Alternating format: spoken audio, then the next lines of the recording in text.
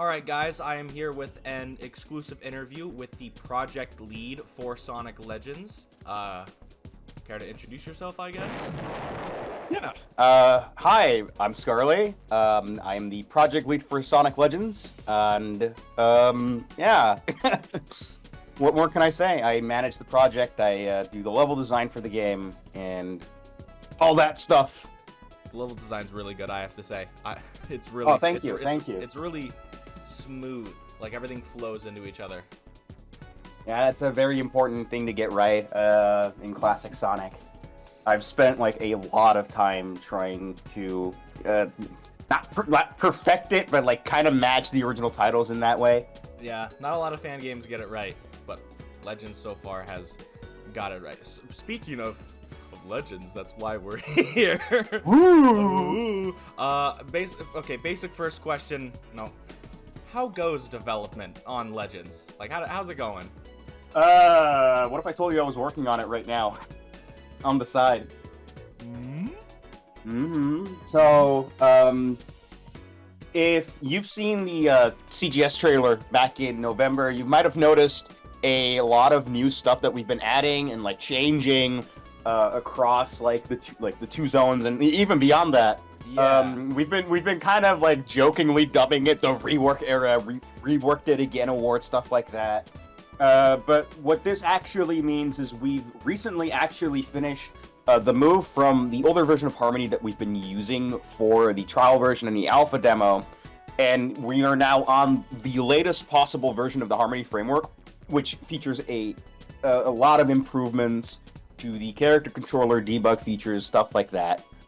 And now that we've been trying to get like everything situated, everything back into this new version, we've also been optimizing a lot of the game.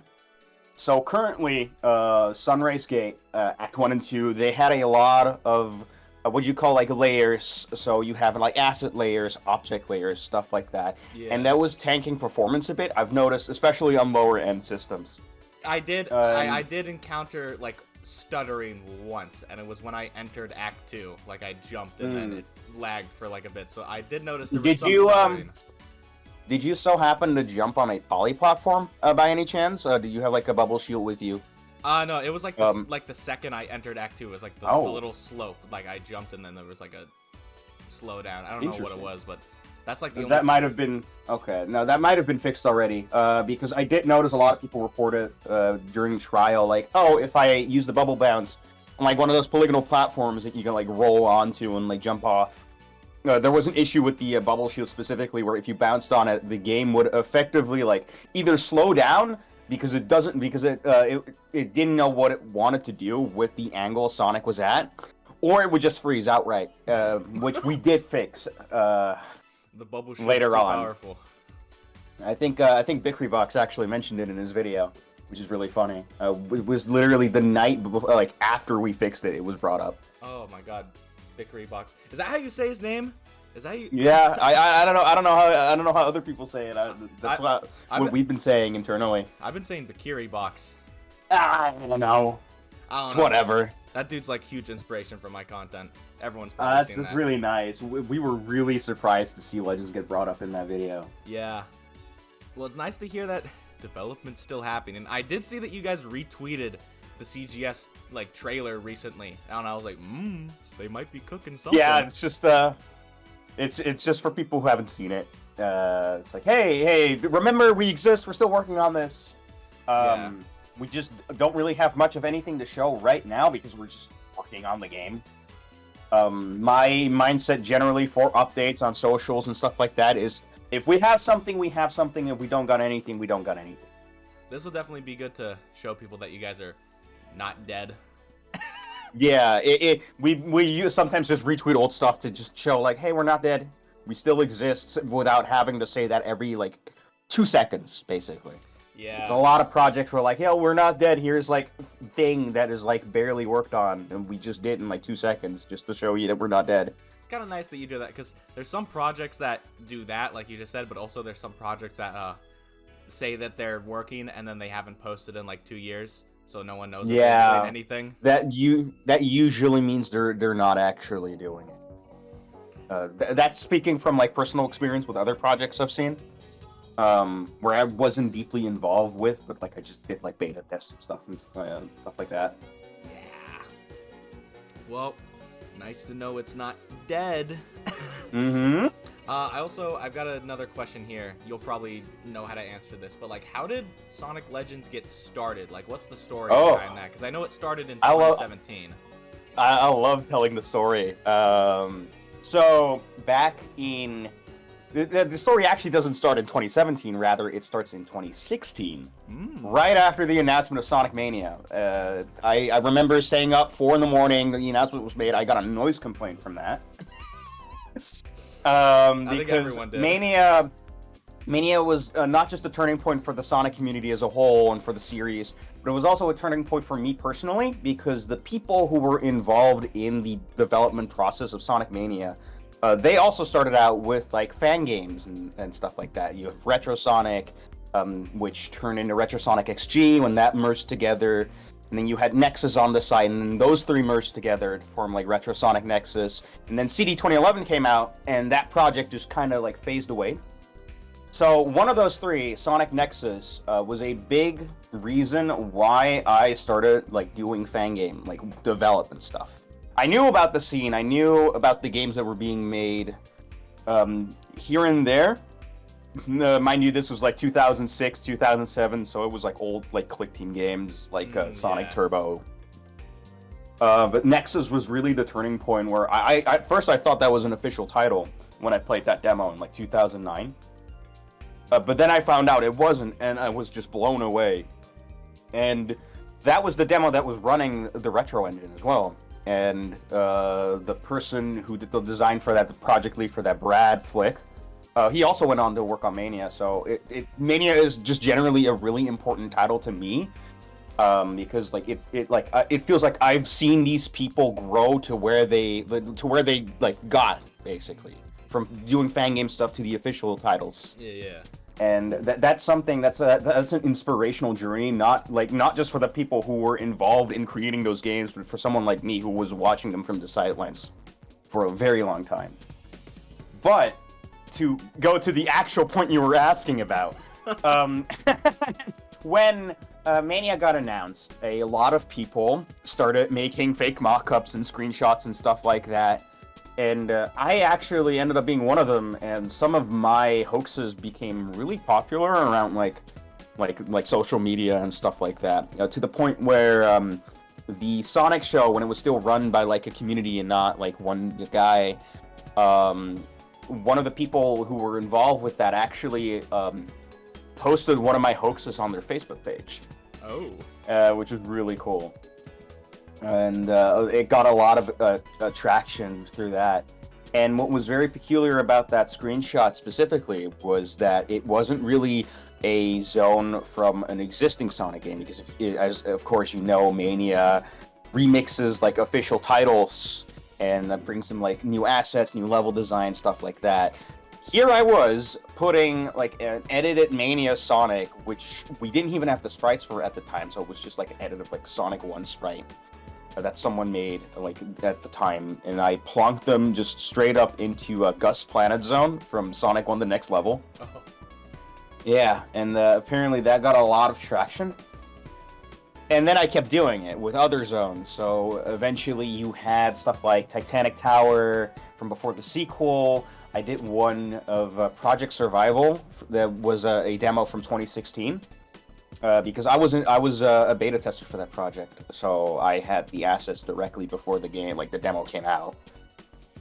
And I believe one of the last ones I actually did, which is leading right into Legends, was Sunset Shore Zone from Sonic Nexus. That was the opener for that game, and yeah, that meant a lot to me.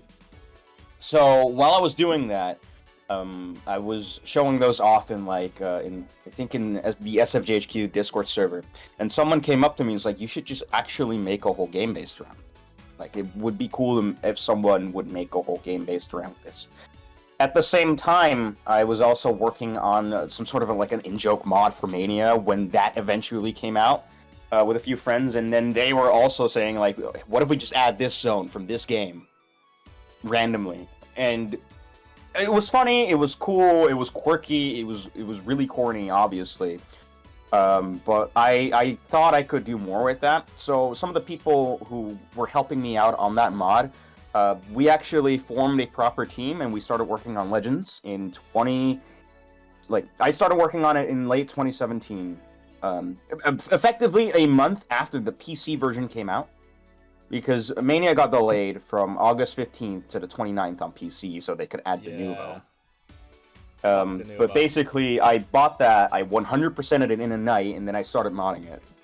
Yeah, the modding scene for Mania just popped off immediately the second it came out. It did. It really did. It was really nuts to see everyone like come together and like start making Mania mods. But yeah, that's when I believe I first started working on Sunset Shore in October of 2017, I'd say. I have like screenshots of it somewhere where it was just using Green Hill assets. I can probably send it to you so you can show it up on screen. But that eventually evolved into the June 2018 version of Legends. And this was at a time where I just graduated high school, so I had like about 6 months, 6 months total, yeah, where I was just sitting on my ass and not really doing anything, so I was just working on that version of Legends. And, yeah, I showed it off to some people, and I gave it to some content creators so they could make a video about it, and they were like, oh, it is really cool. And I believe that's the turning point on when the project really started to, like, change shape from what it used to be. Because those videos obviously like exposed a lot of people to Legends as a concept, and a number of people were so interested that they asked to help out. And one of these is like a longtime buddy of mine at this point, Sahane. You might know him from the project. He was one of the earliest supporters of the project, and now he's like probably one of the most important people on it, which is really funny to think about. I see, people love Legends. Yeah, I've noticed over the past few years that people really love the idea, and I'm very grateful for that. Oh my god, I can just keep going, actually, because I can just tell you the whole story. Because the twists and turns that are about to unfold. It has been like the whole idea with like using Sonic fan game levels. That's how it's been since like the beginning. That's how it's been since day one. Well, that's good. That was one of my questions. So that's good to get that answered out of the way. I believe we did. I believe originally I did want to deviate a bit by having some original zones, but that just felt too much like. Well, we wanna celebrate fan games, so like, why do we have our own stuff like mixed in? It wouldn't really make sense thematically. So we cut those stages out later on. Like this was a very early removal from like the zone lineup. And at first we were gonna have like, because it was a Mania mod, and I didn't actually know how possible it was to remove zones without like breaking the whole game. We were gonna do the whole full like 12, like Mania had. And yeah, that we realized very early on that it was going to strain a lot of the workload. So eventually we trimmed it down to 6, and then realized it was still like that was a bit on the opposite side where it wasn't enough. So we cranked that up to 8. And yeah, now you have 8 zones split into 2 parts, 4 zones each. But I'm getting a bit too ahead of myself. So we worked on it in Mania. Like, I assembled a proper team over the summer of 2018. And then, right after Mania Plus came out, it was a bit in between. We kind of just realized that, like, what we wanted to do for the project wasn't really possible in Mania. Mania modding is a very, very peculiar, this is pre-decomp as well, so you just barely could do anything of substance to the game without like external arbitrary code execution and stuff like that, YOLO modding.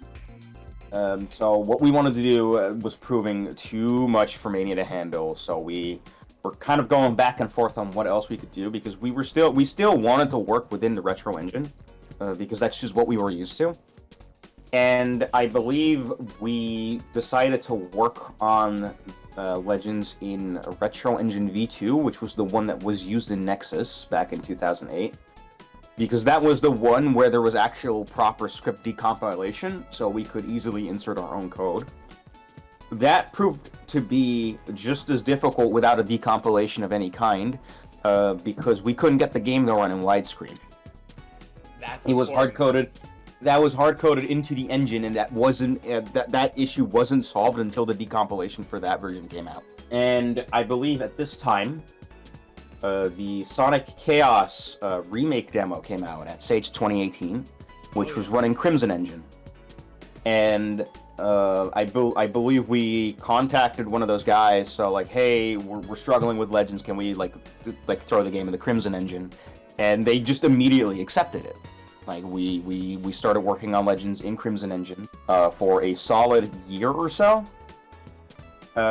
which then fell through, not because of anything on our side, but because the engine itself kind of got abandoned, because the people who were involved in the creation of Crimson Engine went on to work for Headcanon. So those are the same guys who made the Sonic 3 portion in Origins, actually, which is really fun to witness. Like people you've known and spoken to for like a long time. And some like people I consider really close friends, like working on a product like that. It's really awesome to see. Wow, I'm proud of them. I also feel kind of bad for them because they had. Yeah, that too. But like, that's cool. They got to work for Sega, but also, oh god, they worked for Sega. Yeah, exactly. But like, I think it was a fun like little learning experience for them, like to see how it goes. I personally wouldn't want to do that. I'm gonna be upfront right here. Yeah. Because Sega likes to rush things. Yeah, they like to rush things. So like if I were to like do something for Sega, if I just got like, hey, do you want to work on Mania 2? I'd like have 2 weeks to do the whole game with like the entire group I'm working with, and I don't want to do that. I think what's crazy is they've been rushing Sonic games since Sonic 1. Like Sonic 1 almost didn't even come out because they were like 2 months behind schedule or like over schedule. And then they didn't greenlight Sonic 2 at first, and then after they saw like how much of a success Sonic 1 was, they were like, okay, we need the game out in like 9 months. So it's like, and then you have Sonic 3, which got split in two because of McDonald's and other like complications within the development cycle, which is like Sega's weird. Like, Sega's weird. That's just how it goes in the industry sometimes. Like you need something out before the fiscal year ends. And so you can put that on your reports, like this game sold like this many copies in this short amount of time, and that's just like for investors, that's just like that they find that very interesting. So a lot of that's not just a Sega thing. A lot of companies just tend to do that because they want to like reach a certain threshold of sales before the end of a fiscal year, which is usually around like March or April. So that's why they constantly like either push it out over the summer or like late, like in December, like the Christmas season. Yeah, most Sonic games get pushed out during Christmas. Yep, or like right before, so they can capitalize on the Christmas sales and put that in their reports. You guys bounced around a lot. So yeah, from Mania to Retro to Crimson. How did you guys move to? Did you guys like create the Harmony framework from scratch? Like, how did you guys move? Harmony framework was created from scratch. Yes, it wasn't initially planned for Legends because, as you know, like Sonic Oral, that was effectively the premier title to use Harmony. Oh. And then we kind of just released alpha demo earlier than that. So, oops. Like we see those like Harmony we effectively see as like an Ultra Ring product, with Oral and Legends being like the two premier titles for that. But of course, it is a framework that anyone can just pick up and use.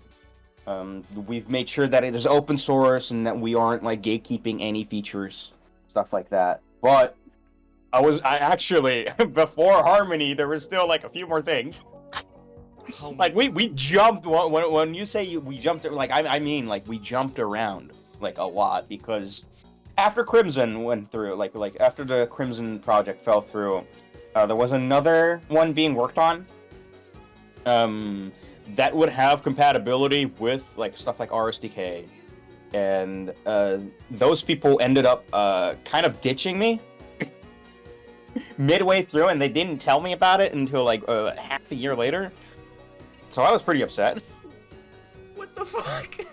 Yeah, that can happen. You know, they were like, "Oh yeah, we don't want to use fan games for this engine anymore. Sorry," and they made that decision in like January or February or like December or something like or around that. But they didn't tell me until April when I was starting to like actually create things that would be compatible for that engine. Wow. So like I was showing them that off, and it's like, "Oh yeah, by the way, we're not doing this anymore. Bye." That sucks. What the fuck? It doesn't matter because they stopped working on it entirely. Not even a month later. Their loss, not mine. Their loss. Yeah. But at this point, it's 2020, and in between then, I went back to Mania actually because most people knew the early Legends builds. They knew of like Sunset Shore. In the meantime, we changed the first zone from that to Sunrise Gate. But I still wanted to throw a bone to people who have been like waiting on a playable like Sunset Shore, so I created True Sunset Shore, which is the Mania mod that was released at Sage, and that was effectively just a level port from the original demo, with some few additions, support for Mighty and Ray, and that was basically me just throwing a bone at those people who have been waiting for a really long time because I felt bad that progress kept getting complicated because of outside sources, and a lot of people were like, "Oh, this game is never going to get done. We're never going to see anything from this project," when they actually didn't know what the hell was going on internally. So I was just like, "Here, have True Sunset. I don't care what you have to say about this. If you want to play it, go nuts." And apparently, a lot of people found it one of the most impressive Mania mods. I don't know how that happened, but that did happen. People go nuts for level mods in general. Like, there's not a lot of decent level mods out there for Mania. I mean, the one that I remember clearly is like the Misfits pack. People went wild for that. Yeah, Misfits pack. That's another thing I actually worked on in between. I have my hands in a lot of projects over the past few years. So that's crazy. Yeah, my name is also attached to that one. And my name is also attached to another project that I'll be bringing up soon. Because when that engine went through, we went to ClickTeam Fusion. We were using Core Framework for ClickTeam Fusion because this was a point where what else can we really do? And this was actually one of the biggest turning points for the project because that's the point where we actually like started rethinking the scope of the entire game in regards to how we want to structure the levels, in regards to how we want to structure the story, and also in regards to the art direction in particular, because the art direction was very Mania adjacent.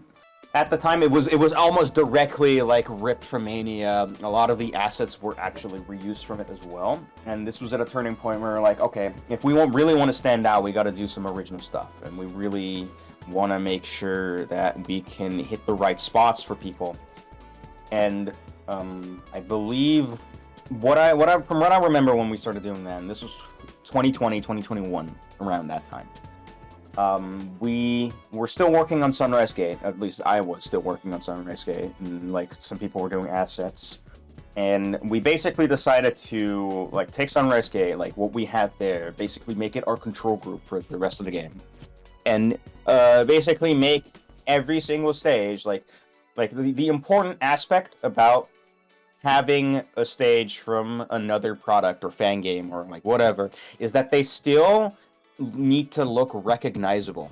They still need to look like you're playing the same stage, just in a slightly different coat of paint. Yeah. And with Legends, obviously, considering we have a different art style to work with, a lot more high bit compared to some of these titles that we are representing, we really need. It's really important that we strike a balance between. Does it look does it look good enough for our game, but also does it look like the original zone? Can people connect to that zone the same way they did in the original? And I think like with what we have done and what we have been like doing for the past few years, we've been doing a really good job at that, and I'm very happy to see a lot of people still able to resonate with the zones that they grew up playing and grew up loving.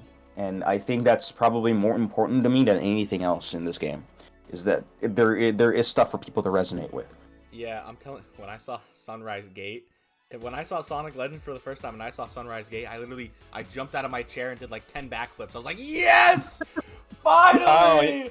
Because I said Sonic Overture was the first fan game I ever was exposed to. I used to listen to that OST when I was in middle school in the middle of class, okay? You and me both. That literally, like, it changed my brain chemistry. I was like, finally, Overture! That was probably the first fan game that also just changed me, like, in regards to some of my perceptions on Sonic in general.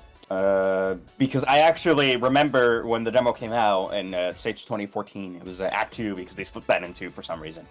I saw the thumbnail for the game and I was like, this doesn't look interesting at all. And then I actually started playing and I was like, oh my fucking god.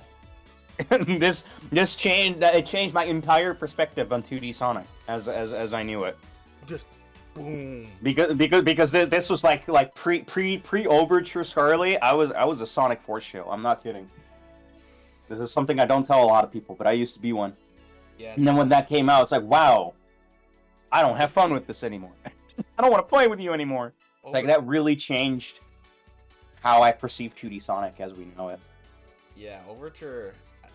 I think a lot of people like Legends, like, resonate with it for that because Overture was probably a lot of people's first exposure. That and probably Sonic after and before the sequel, stuff like that. Before and after the sequel were big ones as well at the time. It was before the sequel wasn't the first fully completed fan game because that came out a few months earlier in Sonic Axiom. But the Sage 2012 release with the soundtrack that really set it on the map. Yeah, God, that soundtrack. Both games. I still listen to it a lot. It's really good. I'm really hoping a level like from one of those games shows up. Who knows? All I can say is wait and see. We'll pray. We have to pray. Please play. Get your like pentagram of your Sonic like screenshots or something, and then hope that the Nexus summons it. Please, Nexus, give us Fallen Star and Sonic before and after the sequel, please. I can't believe you guys have to. I've heard horrible things about working with Click Team. I've tried to work with Click Team. It is a terrible software to work with. I don't know how Stardrop was able to endure that for Fallen Star and Moon Facility. I don't know either. There is a lot. It's really funny in regards to Fallen Star because someone actually brought up the game's done quick a few years ago, and they were doing a lot of like skips and a lot of like exploits. And we were watching that live with some of the people who did help work on the core framework. And literally everything that speedrunner was doing was a side effect of the framework itself. Just not being up to snuff collision-wise. Yeah. And it was really funny to see, like, how, see, like, the runner, like, do all those stunts. And then actually knowing why it happens in the first place. Yeah, I've noticed that collision with core framework is, like... It's very hit or miss. Sometimes you can walk on ceilings when I don't think you should, you know. I remember in 2020, like this was after Sage, I started actually properly working on Panic City in core, and there was like a bit that is actually still in the final. If you go up to the left, you have like a diagonal spring that sends you into like the speed shoes monitor. In the core version, for some reason, you hit the diagonal spring, you fall on the ground, and your momentum completely stops. You just stop moving entirely. Hiccups like that just persisted for the framework, and it just ended up becoming just as unviable as like Mania. But it was a temporary like change, anyways, because we wanted to move forward with something that wasn't Click Team. We were just mostly doing these for asset tests, and.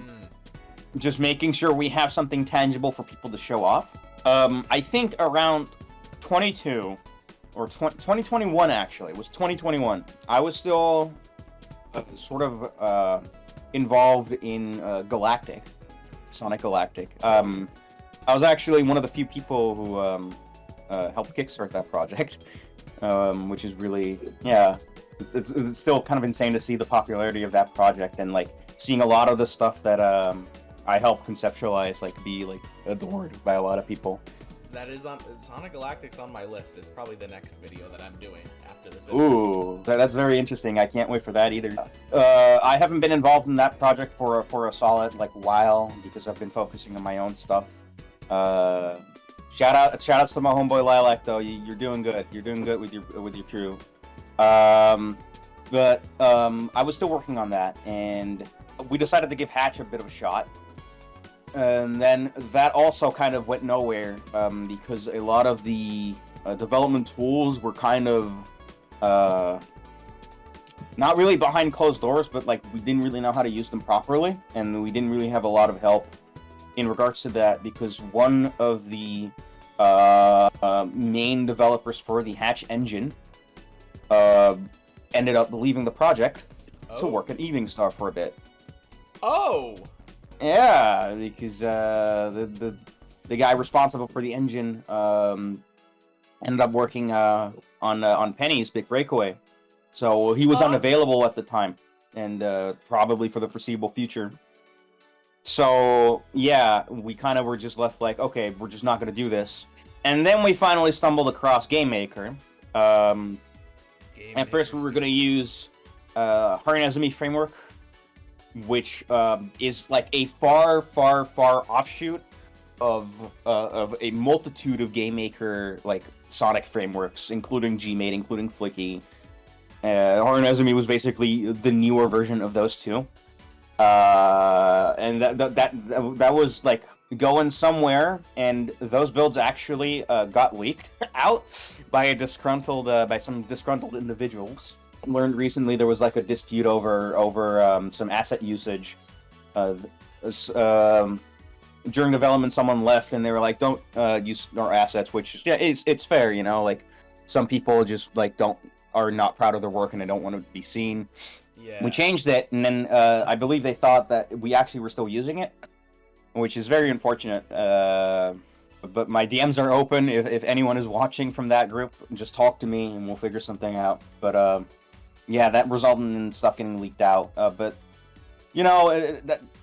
for me, it didn't really matter. It wasn't really about the game getting leaked. It was just about my trust being broken on some individuals, and that hit more than the game going out. But what did happen is that our productivity on the game spiked so significantly that we were able to churn out the alpha demo in 6 months. Damn. Yeah, we had a lot of preparations already set in stone, but then the game got leaked out in late 2022. Some old builds from Harinezumi. We were already working in Harmony, the first version of Harmony framework, so we were just let's just get this out of the door and see what's going to happen, and then people loved it. And that's something that we weren't. I was personally not expecting the amount of support and love that was poured in, that was poured out for the release of the project.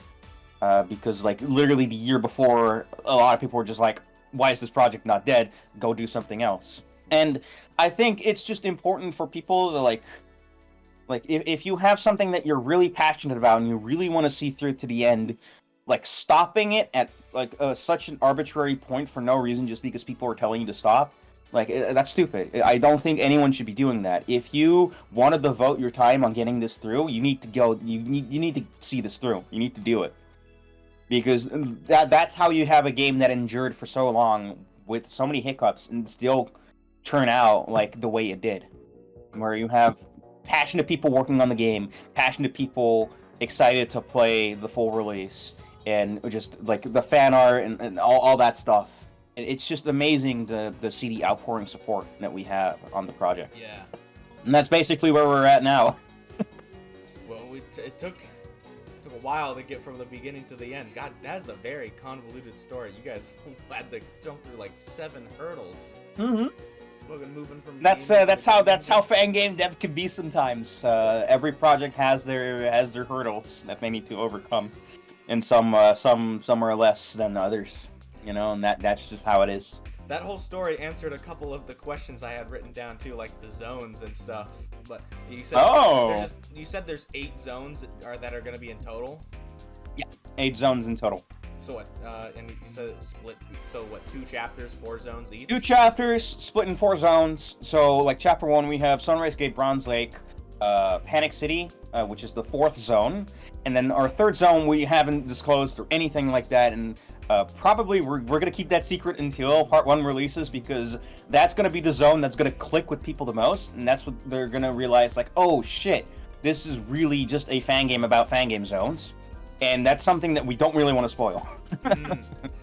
Like I think a lot of people are going to be happy seeing it. I'm not gonna say what it is though, but it's going to be the zone that actually will click with people in regards to what this premise is. The mystery zone that I that I talked about in the video. Mm-hmm. I recently, literally after that video, I looked in the Ultra Ring server and someone said the actual level layout, and I was like, well, fuck, I already posted the video. The actual level? Wait, what? Like the first one is Sunrise Gate, and then it's Bronze Lake, and then the mystery one, and then Panic City. Yeah. I thought it was gonna be, Panic City next. No. No, Panic is the. I was like, well, fuck, the video's already up. That's whatever, dude. I'll put it in the interview video if I get that. Yeah. No, yeah, Panic is the 4th zone, and basically acts as, like, think of it like a launch-based zone in Sonic 3, where it, like it basically bridges one half of the game to the other. Launch base. So you're just like a launch base, you're gonna have, like, a big arms equivalent in Panic as well, so, yeah. Oh. Launch base zone. I am a big fan of launch base zone. Oh yeah, no, I love launch base as well. Yes! So I'm an avid launch base enjoyer. It's literally, and I'm no one has noticed this, but my YouTube name is literally Flames LBZ, launch base zone. Awesome. Launch base is literally my favorite Sonic level of all time. That's awesome. We need more launch base We need more launch base lovers. People in comments, if you love launch base, tell us. Guys, type 1 if you like launch base. The whole comments are gonna be full of ones. That's gonna be ones. horror. I'm gonna be like loving that. So yeah, we know there's 8 zones, 2 chapters. Okay, so I guess I'll move on to, like, how do you guys choose what fan games to like what fan games to choose, what levels and stuff? Has this like been planned from the start, or is it like a whole discussion? Okay, so we already finalized the list like a few years ago. Oh. Yeah, this has been set in stone since not the beginning, because we shuffled around a lot of zones here and there. Panic City was one of the zones that stayed from the beginning. Basically, it was always planned to be in the game, because Panic City specifically, that Utopia 2006. It's a very obscure game. Yeah. Most people probably haven't heard of it. I never heard until of it. Legends. Yeah, I never heard of it until Legends. Most people haven't heard of it either until Legends or until Ring Racers, Dr. Robotnik's Ring Racers, because Panic City is actually also featured in that. Oh yeah, I did hear about that. I have yet to play Ring Racers. I've been too scared to. Because it's scary. It's an acquired taste. I love it personally, but like I can get why people probably won't. But that Panic City was actually that was a rework of one that was a modded track for SRB2 Kart, and the guy who was working on that, he was also working on Legends, and eventually started working for Kart Crew, and so that's why it's also in Ring Racers. It spawned from SRB2 Kart. Actually, if you look at the old version of Panic City from SRB2 Kart, we actually have a Legends like sign on there as well. Oh, I might have to look that up. It's really funny. It was funny seeing like the amount of overlap Legends and Ring Racers had, because Bronze Lake is actually also a track in Ring Racers. And I remember getting on the title cards like, what? What is it doing here? I love that joke with the Bronze Lake. Yeah, I know that guy. Like the guy from the Lakers. I heard that like 85,000 times at this point, and I'll keep laughing at it. That joke was so funny. I had to include it in the video. I was like, this is gold. This is comedy gold. Like I think on the Bronze Lake 2 music video, like half the comments are just that. Yeah, the top comment, you scroll down, it's like, the Bronze Lake? Ain't that the guy from the Lakers? Ain't that the guy from the Lakers? Sometimes we actually internally just call it LeBron James. if we just don't want to call it Bronze Lake, we just call it LeBron James. All right, so Sonic's running through LeBron James zone. Mm-hmm. Oh, development seems fun.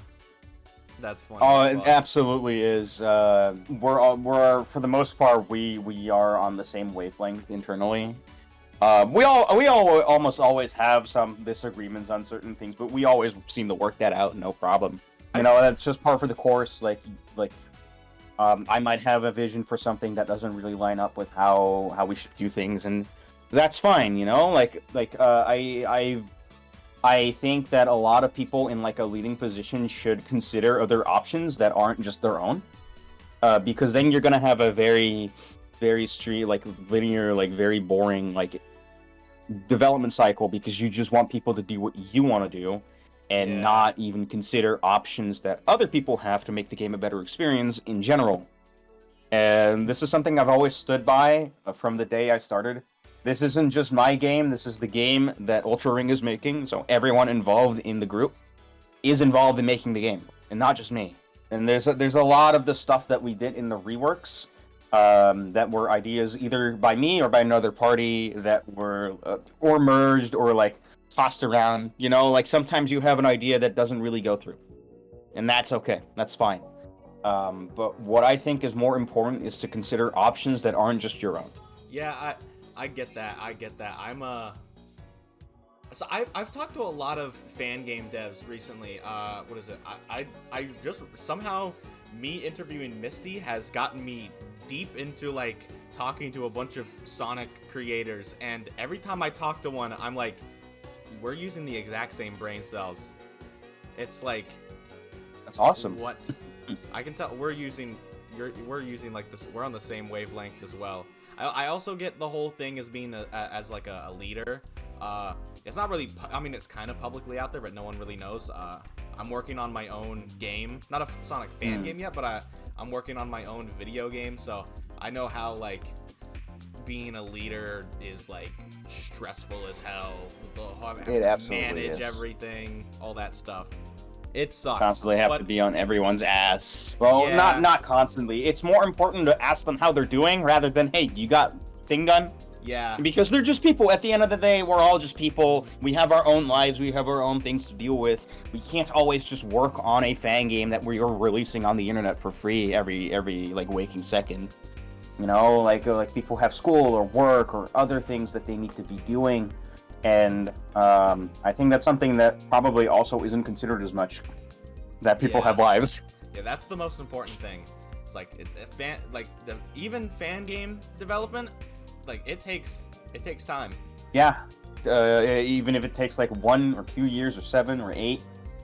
We haven't even beaten the record in regards to Legends, because there have been fan games that have been in development for a very long time. That got released. So Classic 2, I think that got released in 2022 or 23. That was in development since 2012, for example. And then because I was talking about Utopia 06, the person who made that, he was also working on another fan game. Utopia was effectively his pet project in between his bigger fan project. Sonic Frenzy Adventure, that started development in 2003, right? Had a lot of demos coming out over the course of 5 years, and then in 2008 the last demo came out. It was planned to release in 2009, and then a hard drive crash completely prevented any more progress on that until COVID, when the guy found a backup of his old drive, and he was able to finish it. And I think that's for me, it doesn't even matter how the game even plays or feels or controls, because it's running on ancient architecture, Click Team Sonic framework stuff. But it doesn't matter to me how it plays or feels. The fact that it came out after all these years, a game that was in the old guard considered this is the game that's never gonna come out, right? Oh, Frenzy Adventure, it's never gonna release, you're never gonna finish it, it's too much bloat, it's over ambitious, and then it ended up being one of the only games from that era to actually be finished. Ooh, yeah. I have nothing but respect on it. Yeah, there's been the one that everyone knows, SRB2, has been in development since I think 1998, 1999. 98, right after SRB1 came out, they immediately started working on SRB2, using the same framework. And then I believe they had stealth, like get that whole thing running in DOS. And then after that, they abandoned that immediately to like just make the Doom version, and then it got evolved into Doom Legacy, and that now here we are, like 20 years later. Yeah, God, Sonic. I think that's the most thing that baffled me when I was making that Sonic Legends video, that there's over like 20 plus years worth of fan games. It's actually like about 30 at this point. Oh yeah, probably, yeah. Because you got the Sharp x86 fan game. It was like mini Hedgehog or something like that. Oh my God, yes. No, that was like the first. That was not the first documented fan game, but like we found out that was the first one that was actually like released. Because after that, you have Sonic Boom by Martin Braid. That was the first documented like released fan game in like '95. Yeah, because I think someone on that video commented about that mini Sonic, and it was like, I hope Legends references it somehow or something. I don't know, maybe. God. All right. What else is here? So yeah, that. Okay, so yeah, but now we know how you guys choose. It's crazy. You guys have had it finalized forever. So. Yeah, it's been finalized for a while, and I'm not gonna say much of anything. But if you find out that your favorite isn't here, don't worry. It might be in here in some other way. That's all I'll say. Cryptic. We have big plans. Basically, is what I'm saying for some other stuff. All right. This one you'll probably know. And this might lead into a rant from you, but it's what has been like the hardest thing to implement / code into the game so far? Like, what's been the most irritating? I have to think about that because I haven't been. I'm not really involved much in the coding side of like the project. I do very minor stuff in regards to that. Like most of the new stuff in regards to character abilities, I've been implementing those with someone else. But like the hardest thing to implement, I don't know. I actually couldn't really give you an answer to that myself, if I'm being really honest. And that's just mainly due to the fact that I'm not much involved in that side. I can ask one of my other programmers and we can follow up on that. We can probably do that. Makes sense, yeah. Yeah, if any of these questions you can't answer, you can always just throw them at the Ultra Ring people, and then we can just... Yeah, I'll just throw them at those folks, and I'll give you an answer, like, after. Yeah, we'll just pop it up on the screen, like, hey, by the way, we got this answer. Yeah. Okay, so I have a story question. Ooh. Alright, so, but before I answer this, which name do you guys use for the rabbit? Is it Feels, is it Max, or is it Mock? Which one do you use? Because I know in Overture, none of those three, actually. Do you have a completely unique name? We are, mostly in regards to Legends, we are sticking to Overture pre-95, and this is mainly because we didn't know much of that side of the project while we were making this. And in those iterations of Overture, they named him Kicks. Oh, so yeah, we are naming the rabbit Kicks, Okay. like in those versions of Overture. Okay, so now that I know that, I can ask, how big of a role is Kicks gonna play in the story? Because I know in the alpha demo there's that cutscene, and he's I fucking hate that rabbit, that asshole. I hate him. Oh no, he's going. Well, if you've noticed in the alpha demo, he went into the Nexus with you, so yeah. He will be making multiple appearances throughout the game, and some other additional stuff that I'm not gonna say. So be on the lookout for that. But he will make a constant appearance throughout the adventure to kind of try to take the credit for himself, because Kicks is a very interesting character in that he isn't someone who's working for Eggman, but he's more so a guy, like he's a rifle character who's basically working on his own because he just wants to get all the glory. He's Sonic's childhood friend, as far as Overture is concerned. Considering that Christmas Island is a real place in Sonic like canon and Sonic like lore in regards to Legends then, and not like official stuff.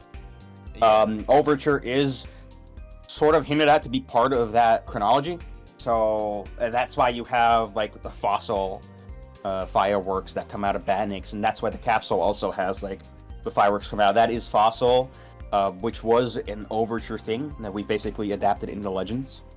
Is that going to be a reoccurring thing, like fossil, or yes. is like each Badnik going to have like a different thing? Fossil is a reoccurring thing. It is what powers the new Dark Rings that Eggman has created.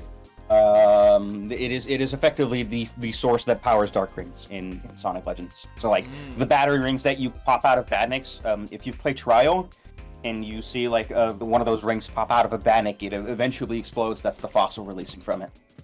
Okay, that is. When Chapter 1 comes out, every time that motherfucker's gonna show up, I'm gonna get angry. I hate him. I hope you'll be ready to release that pent-up frustration at some point.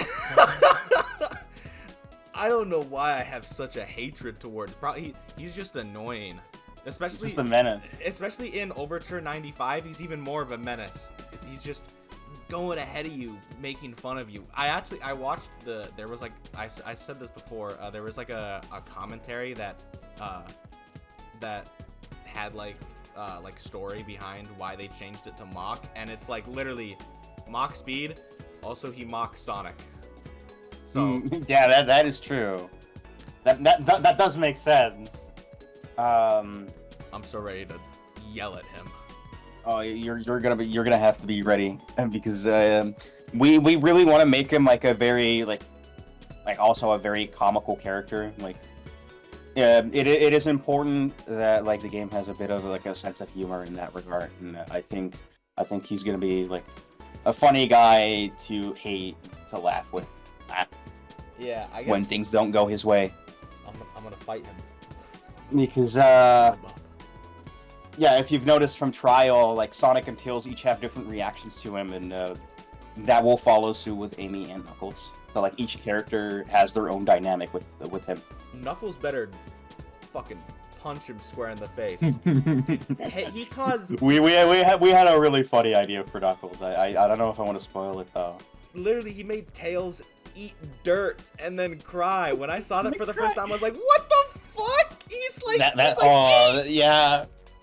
That was something that was like cobbled up in such quick notice. It was really awesome to see the artists like work on that. I feel so bad for Tails. He didn't deserve that. Like Tails absolutely perceive like I think I can talk about like how Sonic and Tails perceive him. So like Sonic just kind of is like whatever. It's like, oh, it's this loser again. Like, what is he doing here? Why is he following me around again? And Tails more so perceives him as a bully type individual. Which does nicely contrasts how he perceives Knuckles in Sonic 3, where if you recall from some concept material for Sonic 3, Tails kind of idolizes Knuckles, but he doesn't want Sonic to know that. So now you have that contrast with Kix, who immediately starts throwing shit at him. He's like, wow, he's such a bully. I can't believe I'm letting myself get to this situation again, like before I met Sonic. Like there's a lot of intricacies with the characters, and a lot of the old stories are taken into account with their personalities and the way they act. Yeah. Speaking of the story, this isn't like a question, but I not a lot of people know what the story of Legends is. Do you want to give like a basic kind of synopsis of the story? Basic synopsis? People? Yeah. All right. So, I actually have to get my story synopsis with me because I have it written down. Everyone, entirely. Get your reading glasses. And get your reading glasses. It's time for a story. So, this was actually mentioned in the video. Legends, the timeline of Legends it is altered from the current canon of Sonic because they retcon CD's timeline placement over the past few years to be before Sonic 2 instead of after Sonic 3. So we are sticking to what was initially perceived. So we'd have, well, technically it starts with Overture. It's mostly just implications on that regard because we are taking elements and not have direct connections between the two titles. Then we got Sonic 1, Sonic 2, Sonic 3 and Knuckles, Sonic CD, Knuckles Chaotix, and that leads into Legends. A lot of what transpires in Chaotix is directly followed up in Legends. So Eggman was working on like the chaos, he was hold on.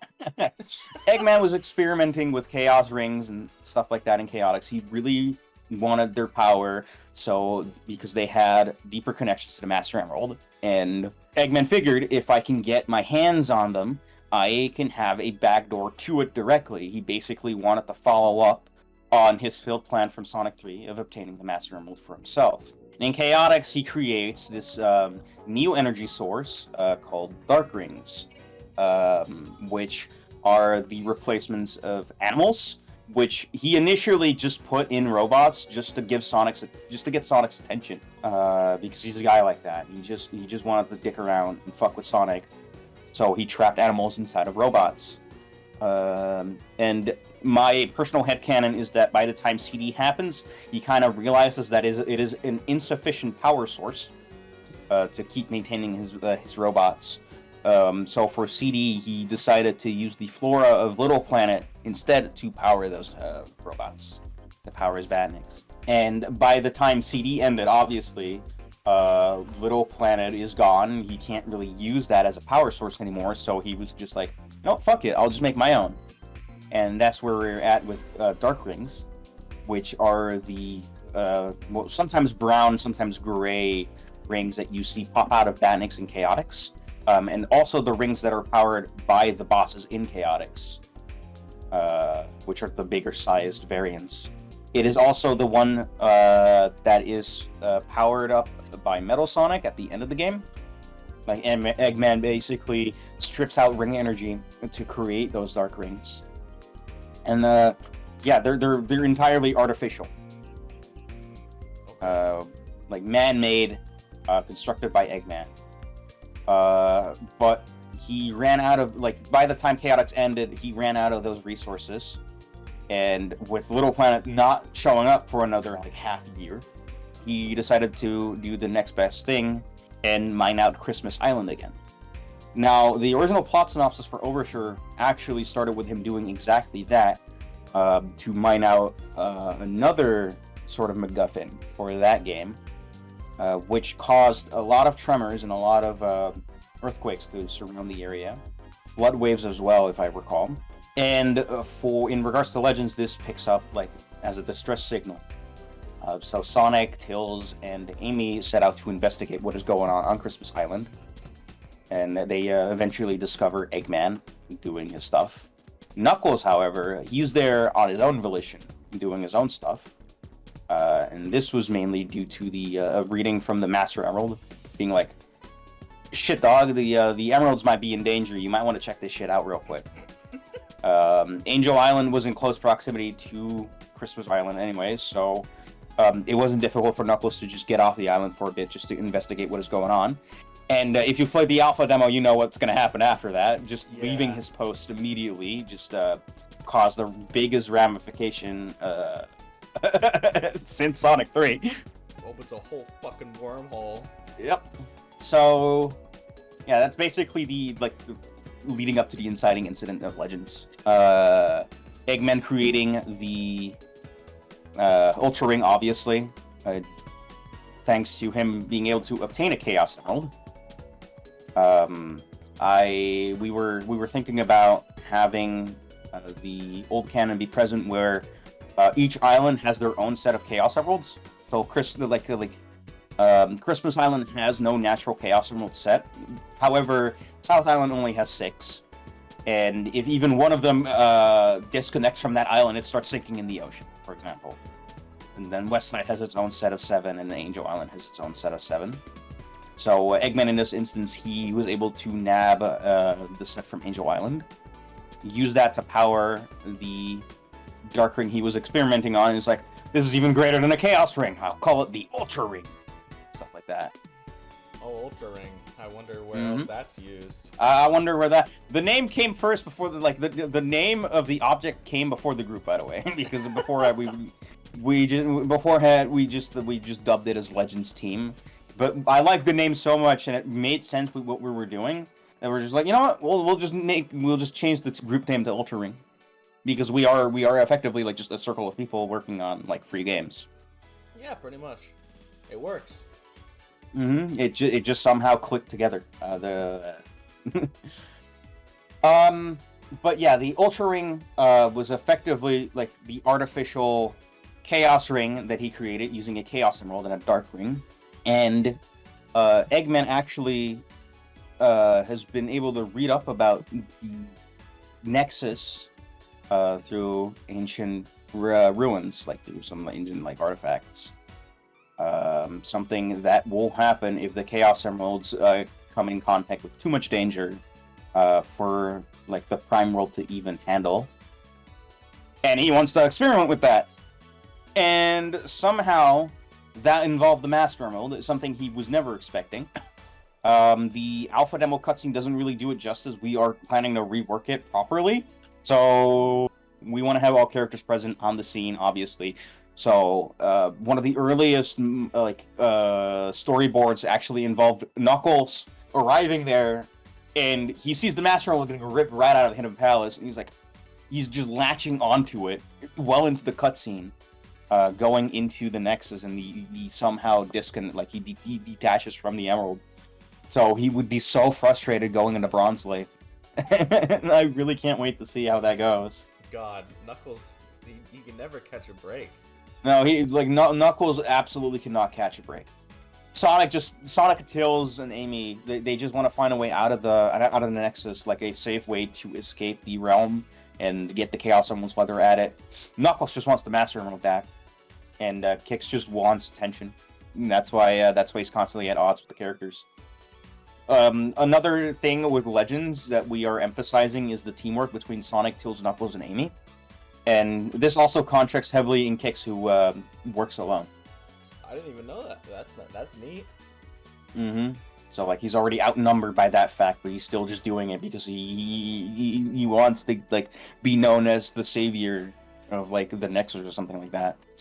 I really hope there's a scene where all four of them just gang up on him and then leave him behind. Maybe, who knows?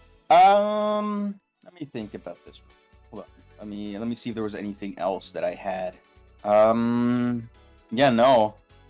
was basically the story leading up to the inciting incident. It takes place after Chaotix, obviously. It follows plot and details from that game, which is not something that happens a lot, especially in fan games, I've noticed. Yeah, not a lot of people like to include Chaotix into the bunch. No. It's because it's a very obscure game and a lot of people don't even care for it, so I get why. It's funny because the whole story synopsis, it's gonna lead into this next question I have. Since it's like a multiverse story kind of thing with the Nexus, is it possible that we'll get to see cameos from other characters other than the core four, or maybe get cameos unlikely from other Sonics or Eggmen or something? Maybe. But not in the way you think. That's all I say. Yeah, because I was thinking about Legends, and if it's like with the whole multiverse stuff. In regards to the main story, no. The four the main cast are the only characters involved in the story. But there is something else that I can't really disclose just yet that is sort of tangentially related to what you're talking about. Ah, okay. Because I was thinking, I don't know, I was literally just sitting, when I was writing the questions, I was like, could you imagine just like going through like, if there was like a Fallen Star level, you're just going through and then in the background you see fucking Fallen Star Sonic's like, the fuck is that? Who's that? The hell is that? Yeah. No, I get what you mean, but who's that blue guy that looks somewhat like me? If it doesn't happen, no biggie, but I don't know. Who knows? I guess we'll find out in Chapter 1. Ooh. Yeah. No, yeah, you will find out in Chapter 1 because it is a part of that. I have a question. This is mainly just for me because I am a huge Metal Sonic fan. Is he showing up at some Nope. point? No! Metal is defeated in Chaotix, so he doesn't show up. Dang it. Will there be a He's reference? out of commission in this current point. Nope. Nothing. No mention of Metal Sonic anywhere. No! That's okay. Too bad. Sorry, metalheads.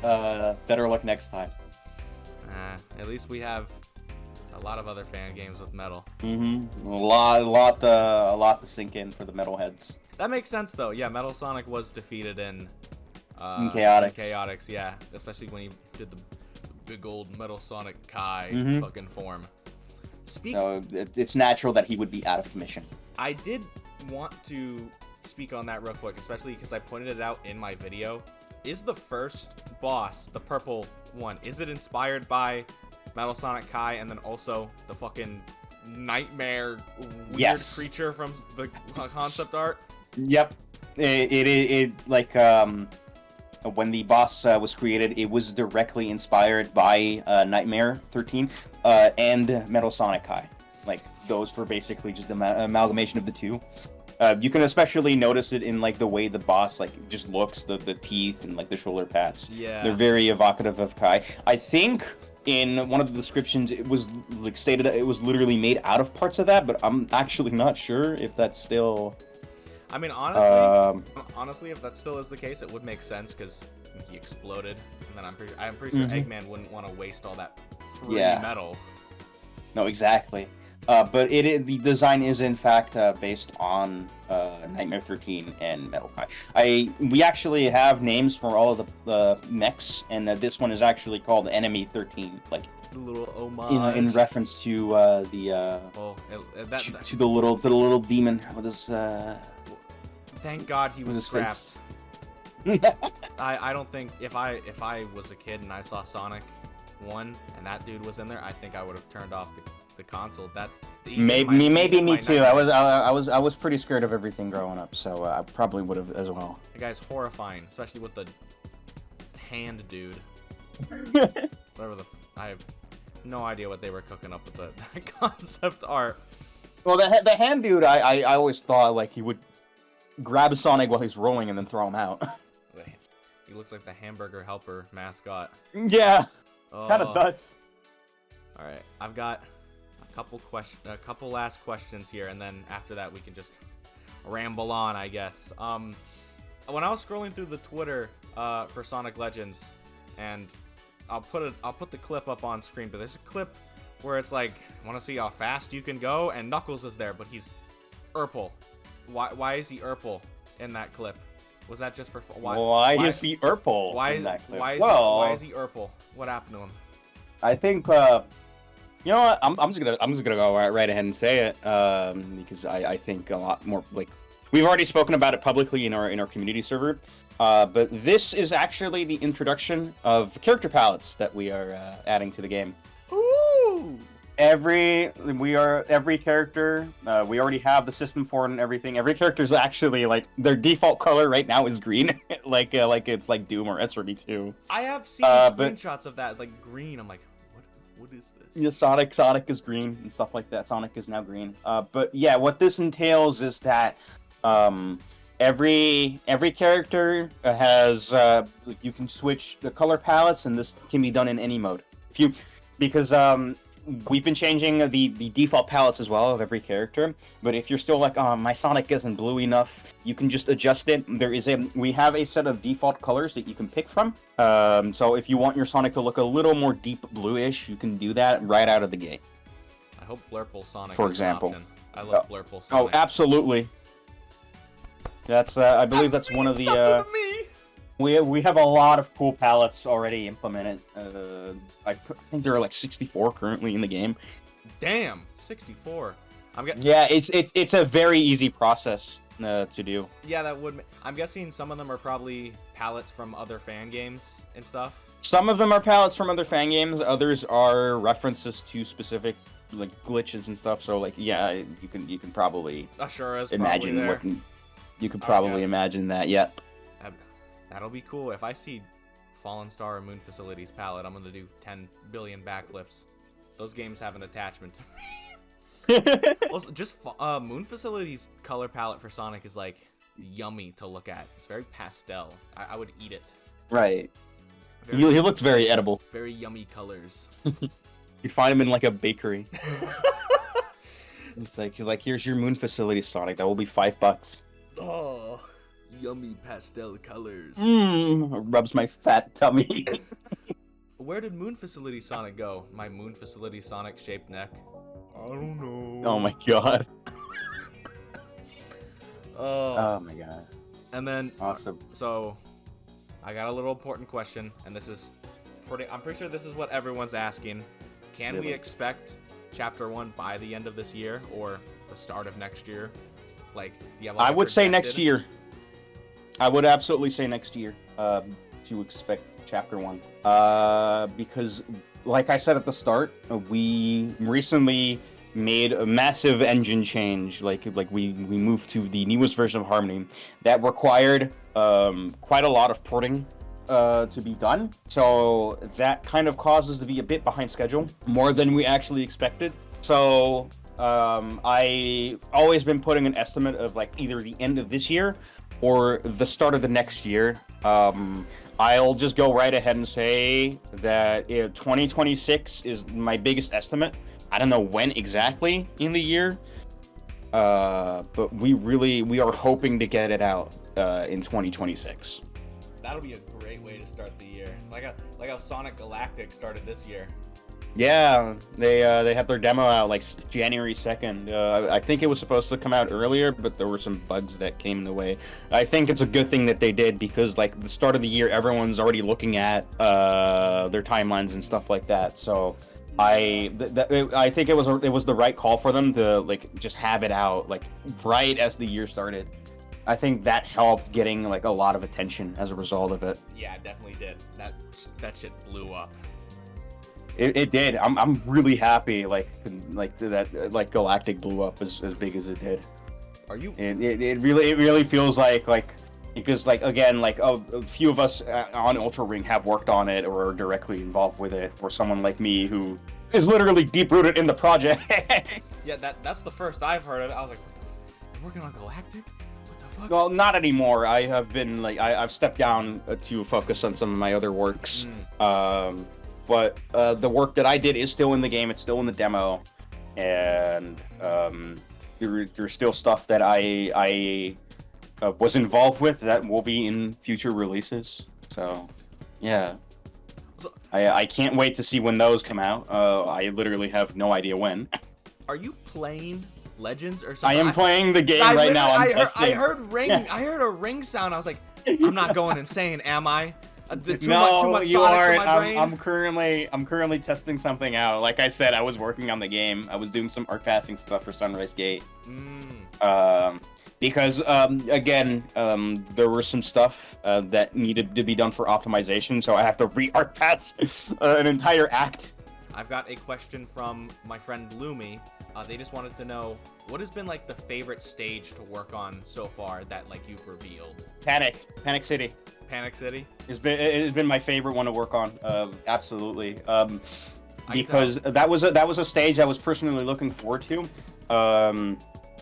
I actually don't have a lot of history with the game it originated from. I knew about it when the 3D Utopia came out. Like it wasn't even out yet. The demo wasn't out, but the trailer was. So like in that slight off in between, Discord music bots would often like get the theme for Panic City, which is from a 2001 anime like adaptation of called Mahoromatic. This is my plug. Please watch it. Please read it whatever you can. It's great. It's awesome. It's literal Kino. Whatever the kids say nowadays. It has reshaped my entire perception on certain things as we know it, and it has been like that a single Fangame demo from 2006 of like just made me so attached to characters like that is like insane. Was that the anime that you guys did the opening and then just put Yes. the legend stuff on it? Yeah, in the trial version we put the anime opening in as like a little Easter egg. I think most people found it in the files, but you can actually like play it in game if you let the title screen. Yeah, I didn't know about it in the files. I saw the thing, but I was like, I don't want to click on that because I don't know if that'll break the game.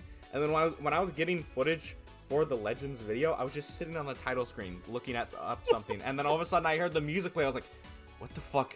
What is happening? Is Twitter playing a video or something? And I look over and I see this anime opening, and the Legends fucking logo pops up. And I'm like, what the at fuck? first, it was just gonna be the intro as is, and then someone in our team decided, what if we just have opening credits just entirely? And that was like so funny because it was so low quality and everything. But it's like we're just doing it. We're just doing it. It doesn't matter.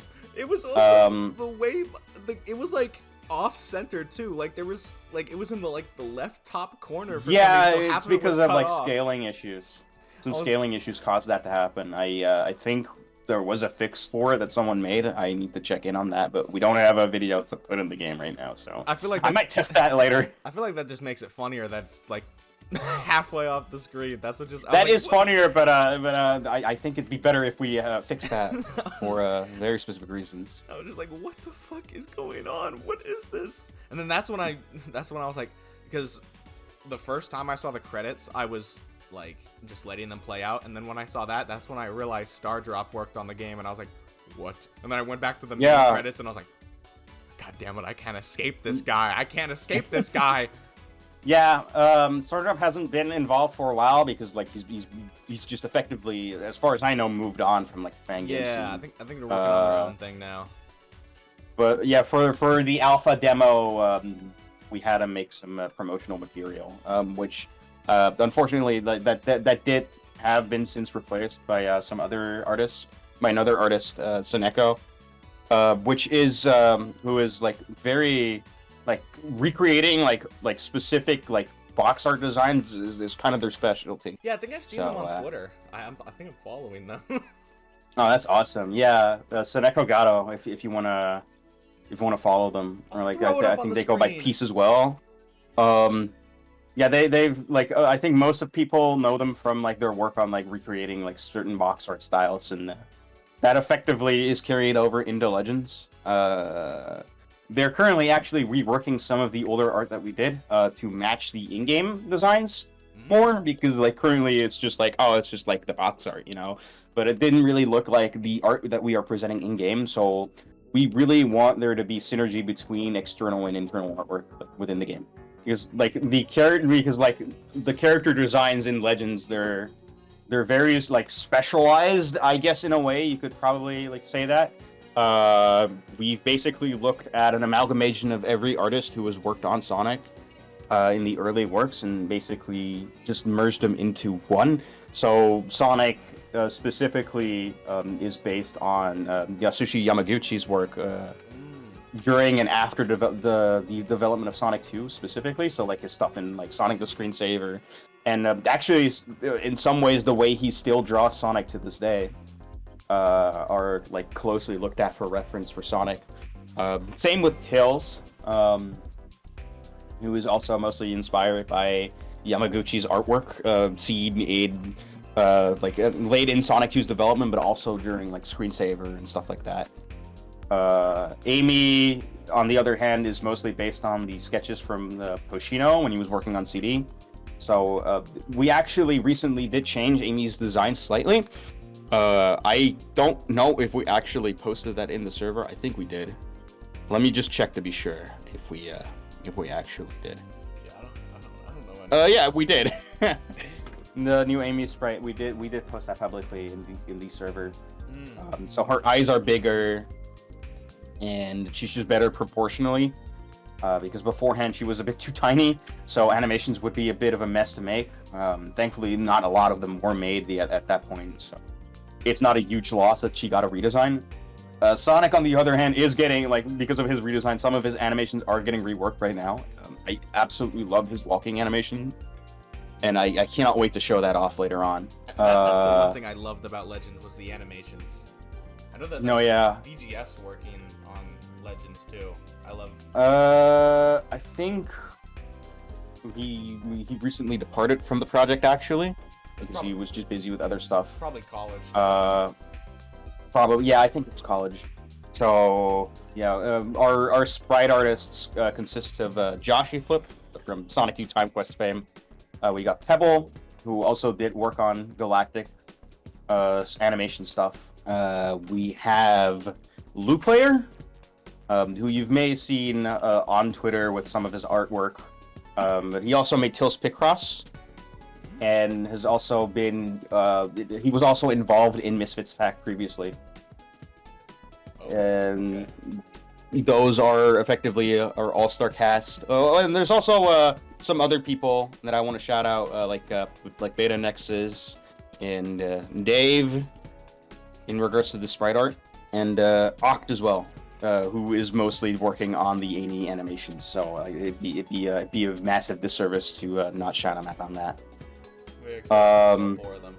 Then, speaking of Pebble and Joshy Flip, they were mostly responsible for the Knuckles design that we have shown off. Considered by many apparently as the best Knuckles design in a fucking like any Sonic game. I don't even know how that happened. It's just like a lot of meticulous looks at like specific ways that his character designer Takashi Yuda has like drawn him. So he's a very bulky character, like more focused on his fists than on anything else. It was effective. Working on Knuckles was like being in a meth lab. We've described. Very in the I believe I don't know if it's in the trial credits, but eventually in the new credits we actually kind of have like a sort of family friendly name as the Knuckles Science Lab, but we've been calling it the Meth Lab. Yeah, because of how meticulous it was to like design Knuckles and do his animation work. A lot of thought and care went into creating Knuckles in particular to get him like looking just right. The Knuckles Meth Lab, some Breaking Bad type shit. No, exactly. we need to cook the echidna. We need to work on Knuckles, Jesse. Jesse, get the echidna. Hey. Hey guys, editing Flames here.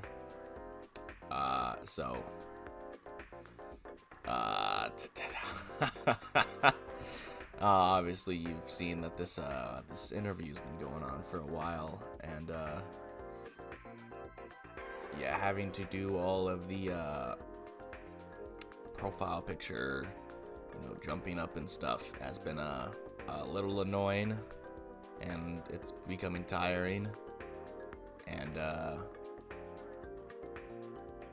I think I'm gonna try something new, and I want you guys to tell me what you think in the comments. I'm mainly just doing this just to save my soul so I can get the interview out, because if I don't do this, it's probably going to take a lot longer to do this.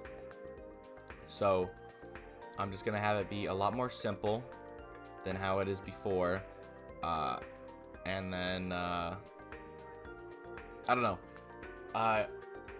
you guys let me know how you feel about the interviews. Would you rather them take the more simple approach so I can get them out usually quicker, or would you rather have the constant movement, stuff popping up on screen, stuff like that? I don't know. Also, the clip that I'm about to play was recorded the day after this interview, so if we repeat some stuff, that's why. But one of my friends finally got back to me with questions, so I had to continue the interview. But yeah. Alright, see ya. I've got some questions here from my friend Jetero6. He's got a couple, so... Oh. Well, let's hear them. He's got a couple here, so... His first one is, what are some of the biggest things you are hoping to achieve with Sonic Legends as, like, a whole? So, the biggest thing that I would like to achieve with this project, and this is something that is shared across the entire team, actually, is that we really want this to be a project that will be talked about for years to come, effectively. We are working behind the scenes on a lot of different things to make sure that there's still a bit of holdover from Part 1 to Part 2, but we are very much ready to keep supporting the project beyond those 2 chapters. and basically make sure that people can play the game for as long as they can and talk about it for as long as they want. And a lot of the side stuff I can't talk about right now, but oh my god, once we reveal those, it will become pretty clear how much we want this game to last. That sounds pretty hype. Y'all are gonna be cooking. Very much. I cannot wait to show that off. It's a lot of cool things. We actually just came up with some new ideas for certain things. So yeah. Oh, it's gonna be awesome. All right. He's got his second question here. He says, "What stages or gimmicks, if you can share, are you looking forward to working on the most at the moment?" Stages or gimmicks? I can't share much of that, but in regards to stuff that we already showed off, I just finished designing for Panic City Act 1. The trial version, obviously, like I spoken about this in the past, where the version that you see in that version of the game, that's only half the act. We extended it to about a minute, 2 minutes on average, maybe 2:30 if you really suck at the game. But we made the stage longer, and we also left out a few things here and there to maintain a somewhat spoiler-free experience. So we are planning a cutscene in the zone. There is a transition from morning to daytime, like a proper palette adjustment that we haven't implemented yet in that version, but we are seeking to incorporate that. And obviously, if you have been looking into our personal community server, you've noticed that, you have noticed that we actually changed up a bit of the assets so that it was a bit more in line with the original. As you probably noticed, the very blue aesthetic of our Panic City, we weren't really sure how much that really aligned with the original, so we kind of took some creative liberties and just made sure that we kept to our promise of making things our way, but still making sure that they feel and fit and look like the environment that we are that they are based on. There's a lot of cool stuff that we already had in Panic. Those being the original zipline mechanic, and also a mechanic from Sonic Neo Genesis from City Lights Act 2. The spinning thingies where you would go up and down throughout the level, and you can release them at any time. I've been looking into expanding more of that, expanding more of the wall running stuff as well for Act 2, and to those who played the original, they might notice that there are some missing elements. We are incorporating that into Act 2. So don't worry, we didn't forget. It was just a better fit for that act instead. Makes sense. Act 2 sounds like it's gonna be filled with cool shit. Absolutely.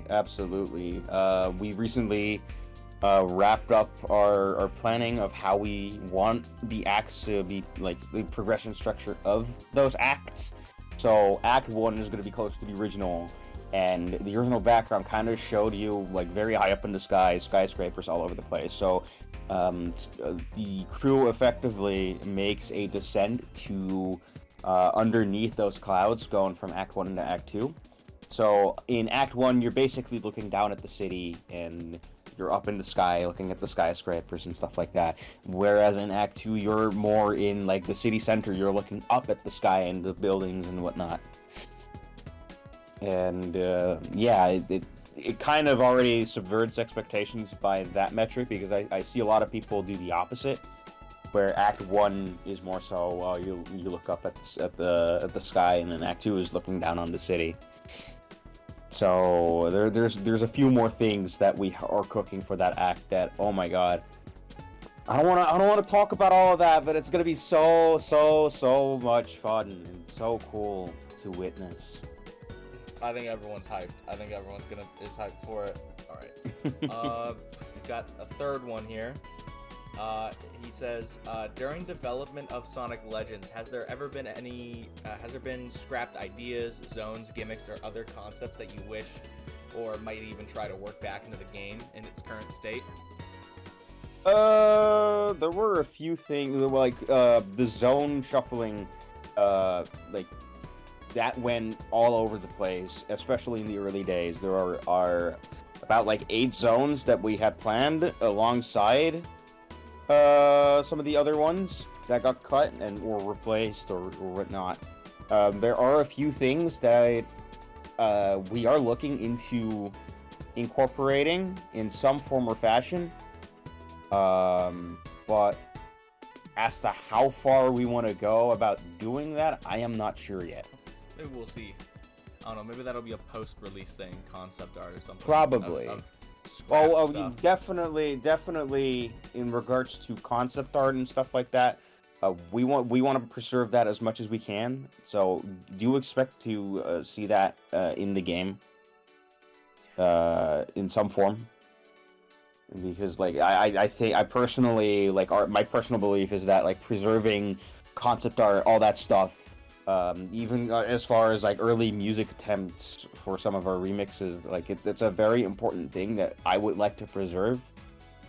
If not through, like, a Google link or whatever, I also would have to, like, I'd love to see that in game. So we are definitely working on incorporating all that stuff. Yeah, and then someone can make a cut content video. Ooh, yeah. I wonder who that might be. Ooh. No, probably some loser. We've got a 4th question here. He's got, like I said, he's got a lot. He's got a lot. He says, what would you say is going to be the most daunting part of development, like the final boss or like the end of the game or like something else? Like what are you, I guess, like, what are you scared to work on in the future? What am I scared to work on? This is more so a general thing, but the thing I am always scared of working on the most is just art passing anything regarding the stages, because obviously at first when you start a stage, you work with, like, very minimal stuff. You might have some stage mechanics already present, but for the most part, you're working with just tile collision and making sure everything fits in the right place, because the way we handle our zones is the way, like, that they always handled zones in the classic Sonic games, where it's not just about, like, the level design isn't just about what terrain you're running on, but also the type of slopes. Hold on, let me think about that, because that sounds wrong. The way the classics worked is that level design was always, like, structured in a way where it feels believable. So it was always designed with, like, a 3D space in mind, even though you only see, like, a side view in 2D. So that also goes in regards to the environment art, but also the way the slopes are for each stage. So, like, Green Hill is very curvy, slopey environments, whereas if you go to Scrap Brain, it's more flat and straightforward. And we'd like to preserve that, so having that set up easy as cake. We have a special, like, little way of doing that.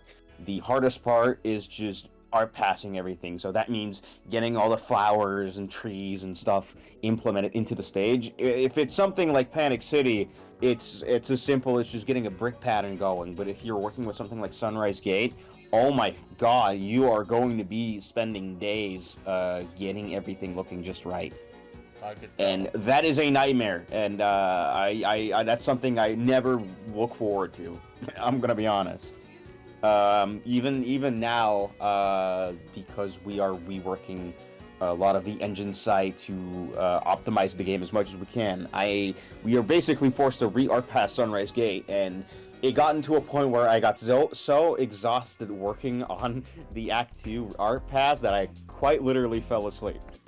Oh. So, yeah, I fell asleep in the middle of that. So, yeah, that's how far it can go. Like, be sure to take breaks and like spread out how much you want to do. in regards to our passing a level, because it's going to take a while. You need a lot of patience, you need a lot of time, and you need a lot of energy to make sure that you can get everything looking right and natural. Because that's an important part for Sonic like levels to me, is that everything feels organic. Which is something that you don't really, I don't often see in fan works, where you almost always kind of deal with floating platforms just inexplicably, and it doesn't really make sense for the environment, and it just looks unnatural, and it doesn't really feels like it fits in a cohesive manner. Yeah. And that's something I always look forward to in like Sonic levels, and yeah, like having to match that, yeah, that's gonna take a while.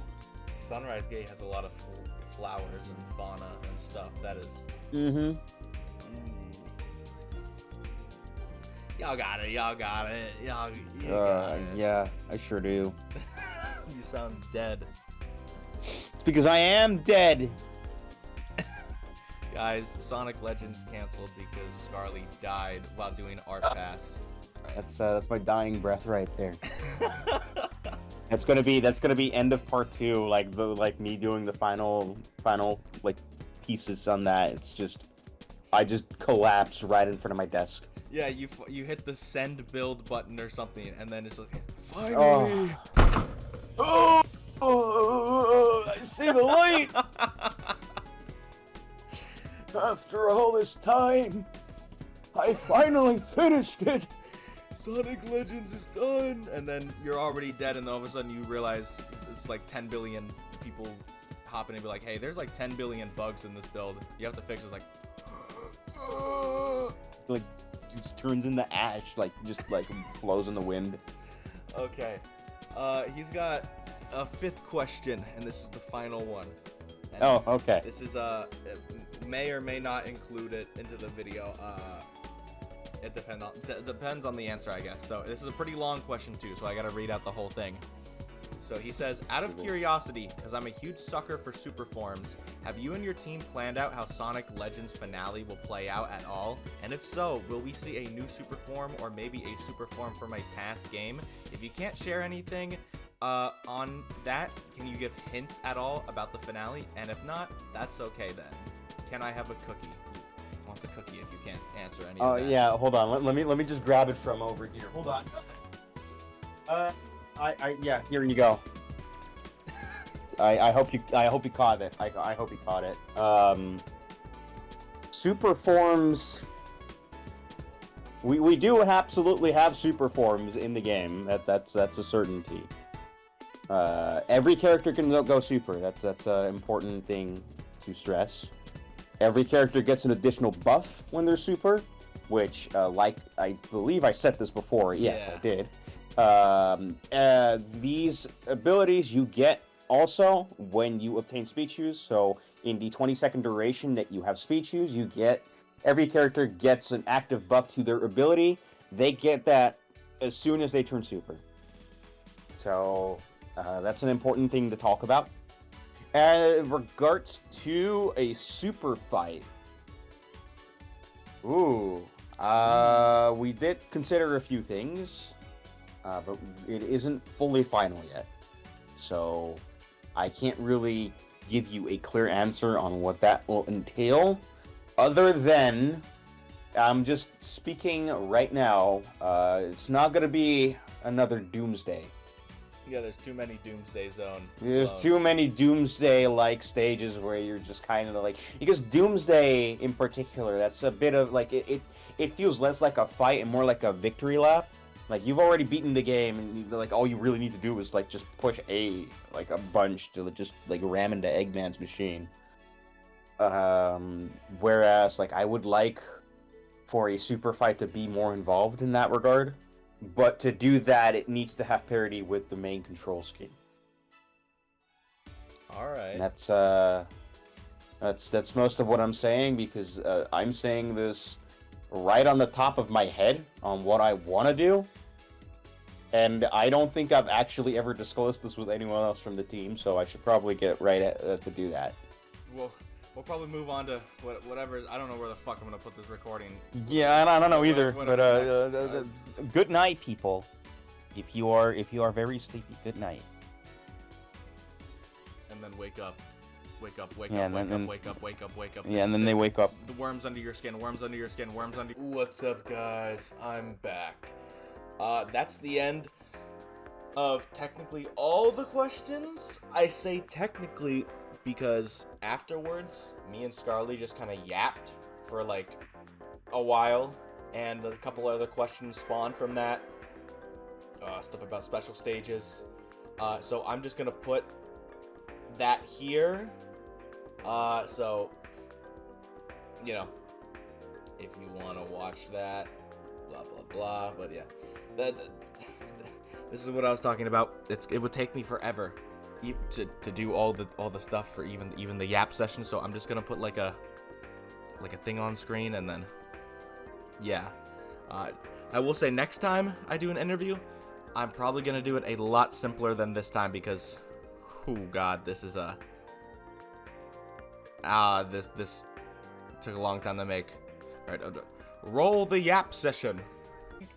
My favorite super form. I do like a good space fight with playing as Supersonic, but I think the one that I love it when people make an entire level based around Supersonic's moveset, and then that leads into a fight, or like the levels mixed with a fight or something, kind of like yeah. It was like I think it was one of the I think it was Sonic after the sequel that did something like that. Yeah, ATS did that in Dream Dance Zone, where like one act was more Doomsday adjacent, but the second act was like a fully blown level. Yeah. Instead of your rings counting down, you had like a health bar. Yeah, and it was like built around Supersonic's movement, so like the fast stuff. So. Yep. I love stuff like that. No, it was more like a standard platforming level. It wasn't really like the second act wasn't really that much of a boss fight. Yeah. I do hope. They're gonna be called Super, right? They're not gonna be like Knuckles has gotten superpowers, or like no, it's gonna be Super Knuckles. It will be Super Knuckles, Super Tail, Super Sonic, Super Amy. Thank God. You know. I don't know what they're doing in the newer games where they just Super Knuckles doesn't exist anymore. No Super Tails. No, because I don't get it either, because they still can go super, but like they don't want to call them that, even though Knuckles in particular, that's exactly the type of individual who should go super because of how tight he is to the Master Emerald. Yeah. So like I don't know what they're smoking at Sega, but I don't particularly agree with what they're smoking. Yeah, that's gotta be some evil stuff they're smoking. You said before that there's gonna be palettes. Are palettes also going to apply to super forms as well? Because I would really love probably to see, like, I think my favorite thing is Supersonic with like pink shading, because I know Fallen Star and Moon Facility did it, but the thing is with like the combination of pink and gold, I'm pretty sure means like hope and stuff like that.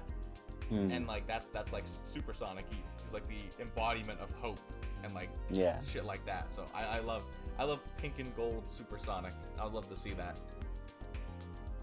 I'd have to consider that, because I don't think that was in our planning when we were like, let's do character-specific palettes, because the super palettes are done in effectively the same way, but in order for that to work, that needs to be an entirely separate image each and every time we need to, like, if we want to go for custom super palettes. Because like normal character palettes, they're just an entire line, like it's just a whole like single image where we can just put 8 colors together and call it a day. Whereas these super forms, obviously, they need to animate. They have a proper palette cycle going on and everything. Yeah, so they glow. that would, the glow. So that would potentially require each and every one being a separate image. I'm probably going to talk about that with some of our programmers and see if we can get something situated. But for now, I cannot give a clear answer on that. Who knows? If not, it's all cool. I already know Supersonic's gonna look sick as fuck in Legends. He looks so good. He looks very, very good. What do you mean he looks? We already have some of the sprites for him. Oh my god, it's probably my favorite looking Supersonic sprite like ever. Oh, I can't wait to see. We're probably. Are we gonna get to see Supersonic in Chapter 1? Like, would it Absolutely. Oh, thank God. I was about to say, I felt that was locked. There will be enough special rings for that. I would riot. That's for sure. I would riot if I locked. Guys, Chapter 1 came out. You have to wait 2 more years to get Supersonic. No. You're gonna be able to unlock him immediately. Well, not immediately. Sunrise Gate doesn't have any special rings. This is A, for story reasons, because Sunrise Gate naturally doesn't have Chaos Emeralds. And B, this is also to just introduce the player to the game proper before they set foot into the Nexus. Because, again, we're kind of designing this not just for like the veterans, but also for the newcomers who haven't really experienced Sonic in the past. Because those do exist and those have played the game. So it's important to like kind of balance that out. Yeah, I did see special rings in Panic City. They don't do anything though. I'm very excited. No, they just give you 50 rings like when you normally should when you have all Chaos Emeralds. Yeah. Those locations have been shuffled around a bit. Just letting you know. So there are some locations in Panic where there were special rings and they are no longer there. Switching it up. Yeah, now you gotta look elsewhere. I'm very excited to see what y'all come up with the special stage. Oh, I cannot wait to show that off because we have been prototyping that already. And oh my god, all I can really say it's full 3D.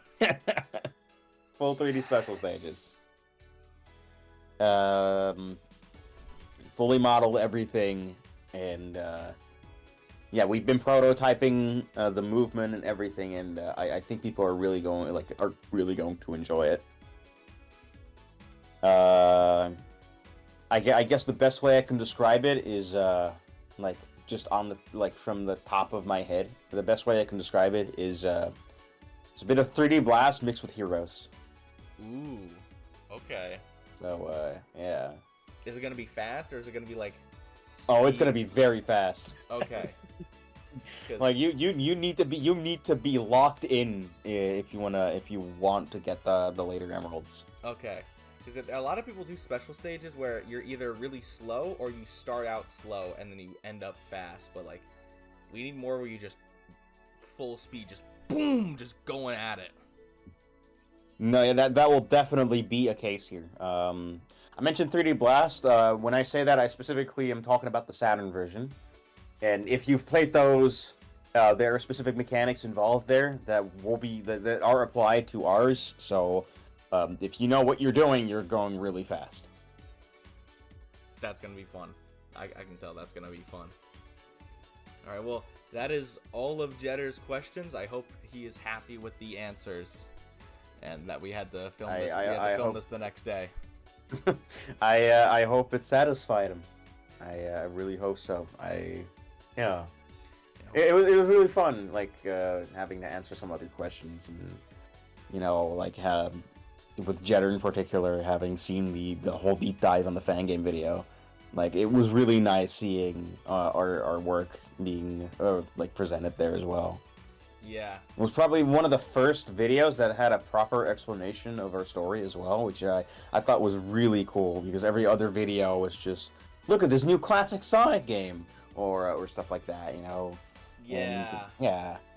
It was really fun seeing that. There were like one or two other people who gave a basic plot synopsis, but that not to that front. Yeah, he went in depth. Whew. That was awesome. Yeah, not a lot of people do just talk about stories of Sonic games. No. Just do commentary about them. It's also just mostly that most people have been under the impression that classic Sonic doesn't have stories or not important stories, and that's just further from the truth. Like, classic Sonic had very intricate stories that they wanted to tell, and they have been telling them for as long as the series has been around. And to see it get sidestepped so easily because they are only really looking at the context of the game itself is really saddening. Like, because at the time there was just a lot of things that they couldn't really tell because the like it wasn't technically feasible, and they couldn't get that all situated until Sonic 3, which also left things hidden in the manual. And like in regards to the Japanese story, you probably had to go out of your way to look it up online. So yeah, like I feel like people need to be reading those manuals more. Yeah. They're all on Sonic Retro, like completely translated and everything. So like if you want to have if you have an afternoon to spend, be sure to just read those, because Legends absolutely expects you to have an understanding of those stories. Yeah, I love it when games, like especially classic Sonic fan games, try to do an actual story instead of just zone to zone. Mm-hmm. I think it's very important. Interconnectivity is an important part of Legends as a whole, and the zones are very much a part of that. Yeah. So it is important that we represent that connectivity, but like in every way possible. I'm excited to see the cutscenes in Legends. I'm hoping they're gonna be fire. Do you think? Oh, they will be. Are they just gonna be like in-game cutscenes with the sprites, or do you think they're gonna? They're gonna be in-game cutscenes featuring the sprites. I actually conceptualized how they would play out for the most part, where sometimes you have cutscenes in the stages, and sometimes you have them where they are like 2 seconds, or they take way too long and they like waste your time effectively. So an idea that I came up with were interactable and non-interactable cutscenes, specifically designed for this purpose, where with interactable cutscenes, you can do something to make the cutscene go out faster. Think about it like the Marble Garden Act 2 cutscenes with Eggman, where if you just stand around, he'll take longer to take off into the ruins, but he'll do it almost immediately as soon as you hit him. Oh, yeah. And in those instances, the timer will keep going to kind of just keep you on your toes, like make sure that you know what you're doing, and just to like, you know, like, hey, you can do this to make the cutscene end faster. But we are looking for more plot important cutscenes to be played throughout the stages as well. So those are going to be like non-interactive, but in order for that to stand out, we're pausing the timer and everything. The player control will be taken away. So those cutscenes in particular are more focused on the character acting than like an interactable cutscene, because in those you can still walk around and do stuff. That would be nice. I love. Legends is gonna be so cool, dude. Oh.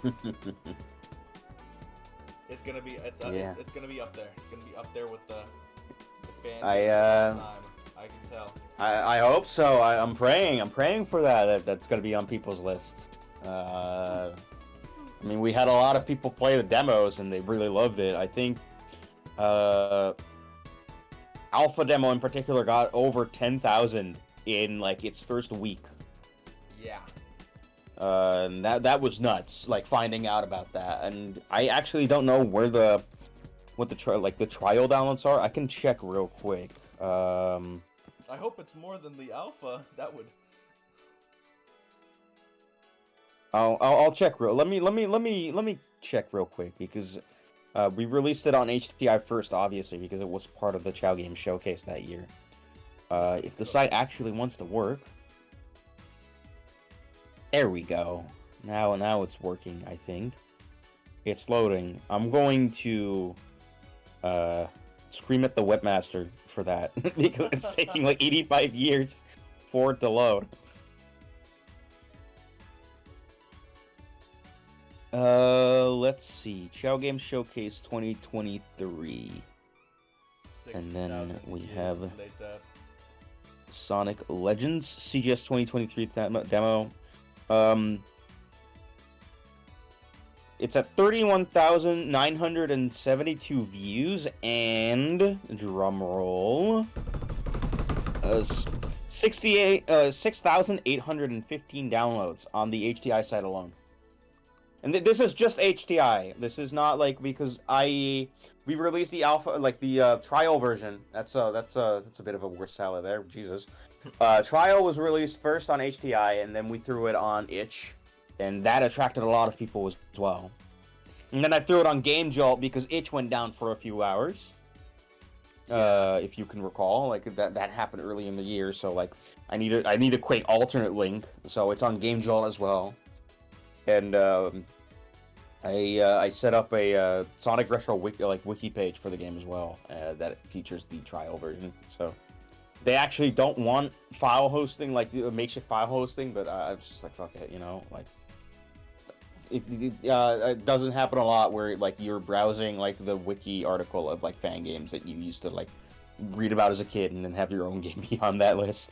Yeah, speaking of that art, I saw someone post this in the Ultra Ring server. Sonic is also able to perform the super peel out. Yeah, so if you're gonna be able to do that. If you've seen the trailer that we released in November, I believe that actually shows Sonic performing a peel out. I'm not sure. Not sure if that was because it was in the B-roll that I recorded. I did post it on the Twitter page though. We made like a video where like, yo, you can do this now, and it shows Sonic doing a peel out when you have like an entire animation for it. But yeah, Sonic is able to perform the super peel out now in Legends. We love options. This was mainly done thanks to feedback during the trial version, where people were just like, yo, Sonic is cool and all, but I'm kind of missing the peel out on him, so honestly. So like, just, you know what? Let's add it in. Why not? The peel out is a pretty good move. It's a pretty good move. It cool. Allows you to do go a bit faster than the spin dash, because that's just the Sonic 2 one. In regards to the peel out, there is I think we made it a bit faster, but like, to compensate, you have to charge it fully. So in CD 2011, they actually changed the way the peel out works if you have the Sonic 2 spin dash enabled, where you can release it early. Ours functions more like the original release of CD, where you actually have to like fully charge it before you can blast off. So there's a bit of a balancing thing going on with that. Wow, I don't know what happened, but wow, what's such a cool video of wow peel out. We'll talk about what a cool video. Sonic? yeah, I can do that. Whoa, I'm Sonic. No, I'm Sonic. I murdered 73 children last night. I murdered 80. What you gonna do about that, huh? Yo, Sonic's... Get him out of here. Sonic murders children or something like that, yep. Confirmed in Sonic Legends, you get to murder children. This is a real feature that we are adding in the game. It's a non-negotiable feature. Anyone from Ultra Ring watching this, do not at me. Do not call me names in the server. If you do, I will ban you from the team. You will no longer work on the game. This is non-negotiable.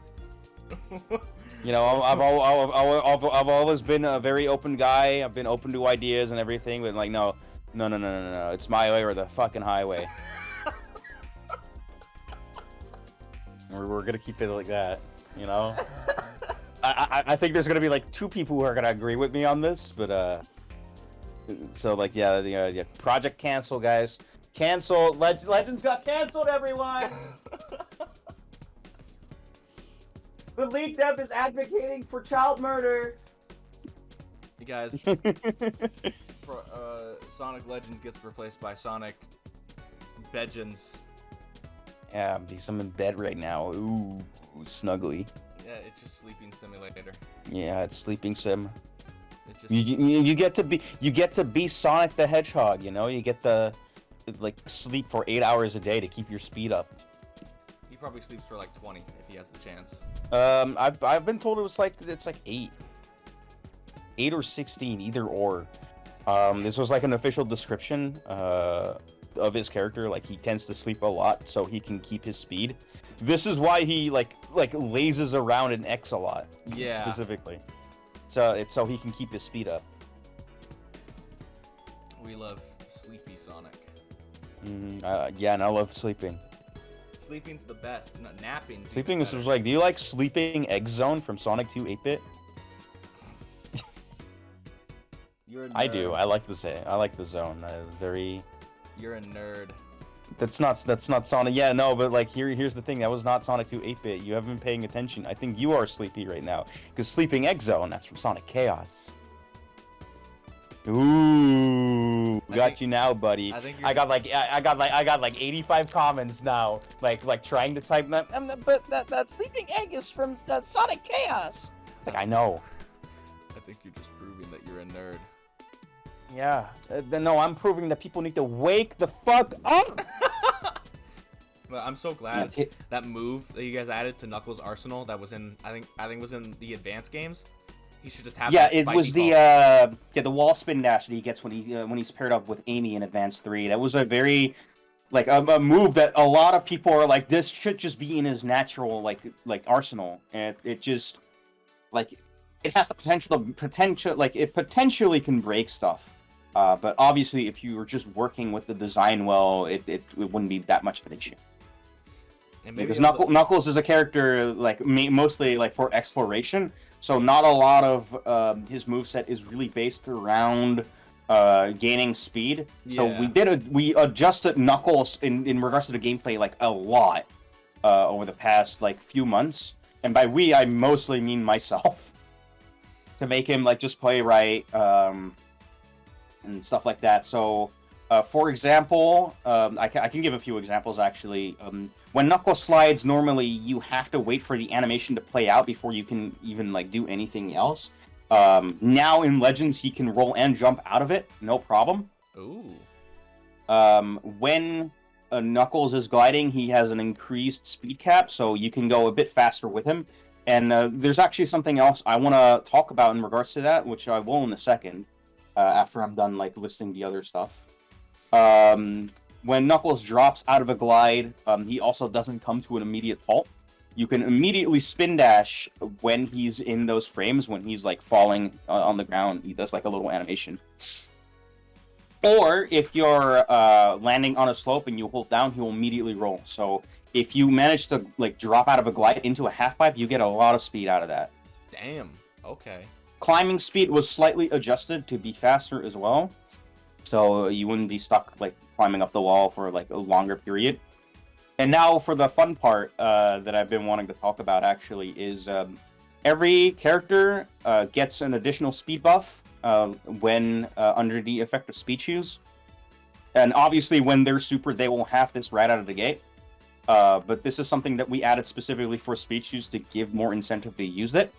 So in Knuckles' instance, I think the term momentum glide is used a lot, where you do a massive spin dash jump into a glide and he'll gain a lot of speed. We actually showed that off in the video where he was blue, like purple. Oh yeah, he was going fast. If Knuckles is under the effect of speed shoes, he effectively has like the momentum glide of sorts. Like his speed cap is completely like gone. You can go about as fast as you want him to, given the circumstance of the level design, obviously, because you need to earn it. Sonic, for example, he gets his increased drop dash speed. That normally happens when he's super. Tails is an uncapped like flight like speed as well. And for Amy, because Amy's ability is kind of like, it's been like kind of up in the air for a lot of people. They don't know how she exactly works. I don't know how to describe it best because we are basing it off of the newer iteration from the it used to be called the Extra Slots project. So if you've played Extra Slots Amy at the hacking contest, her moveset is similar to that. We've worked directly with the team that was responsible for that. They are currently in the middle of like reworking that entire they've reworked that entire moveset and we've adapted that into Legends.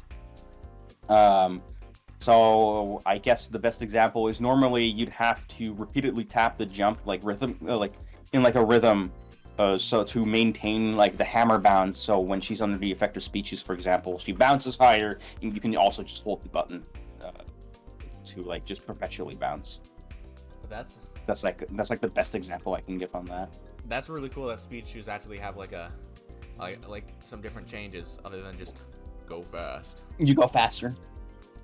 That's nice. Right, because like with speed shoes, you have 20 seconds to make it count, and I think it's like I think speedruns in particular are gonna like really benefit from that, because that also involves a bit of strategy on learning the stage layout, finding out where the speed shoes are, and using that for as long as you can, as much as you can. I showcased it in the Sunrise Gate 2 video. That was also like just built in. That was made in the time attack mode that we have in the game, which is similar to Mania in that regard, where you have like time gates and stuff like that. But Sunrise Gate Act 2 has two very specific like spots for speed shoes, and we basically made it so you can chain them for the layout. Oh. And that requires a bit of maneuvering around the arena, like to make sure you can chain them without like the speeches, like the first set of speeches running out on you. So there's a lot of involvement in controlling your character to make the most out of it. Like, it's not just a win button, you actually have to have a brain capacity to like work out what to do. Okay, yeah, these are some nice changes. People are gonna love that, especially like you said with speedrunners and stuff. I'm also really excited for Tails runs in particular, because we gave him, instead of having a fly cancel like a lot of other people do, we basically gave him like the fast drop from Superstars, which I think is personally a more satisfying way to go about doing that, where if you really want to descend back to the ground, you can do that, but there's still a bit of risk tied to it. All right. I have one final thing to ask before we can probably just ramble on about Legends or whatever for the rest of the interview. But is there anything you want to show off to tease people about Legends or something? Any leaks or images or something that haven't been seen anywhere? Not that I know of, unfortunately. We've been, like I said, mostly just reworking a lot of the stuff, and there are things that are still work in progress. I think at most I can probably show one thing. I'd have to send the screenshot to you, obviously, so you can put it up on screen. Which showcases a bit of the Sonic animation rework. I don't know if it's going to be a screenshot or a video, maybe a video. Since I'm passing the section that I'm doing right now in the middle of talking, I can probably record that and then show that off. I have no problem doing that. It's a bit of a thank you for getting me on. Yeah, that'll work. That'll give people something to chew on. Yeah. Yummy. I just looked at the time. Holy shit! 1 hour and 39 minutes so far. Oh my god! I've been. This is gonna be a long one. This is gonna be a long interview. I already have it.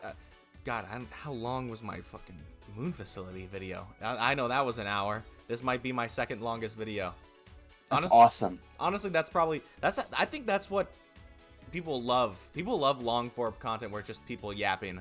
That's why That is true. After this, I just wanted to we can just kind of yap about Sonic Legends. Like, is there any cool little tidbits that you wanted to talk about? Like anything I didn't ask, because I didn't really know exactly what to ask. Let me think about that, because there was a lot of things I just yapped in between. Yeah, you answered a lot of my questions in the first story.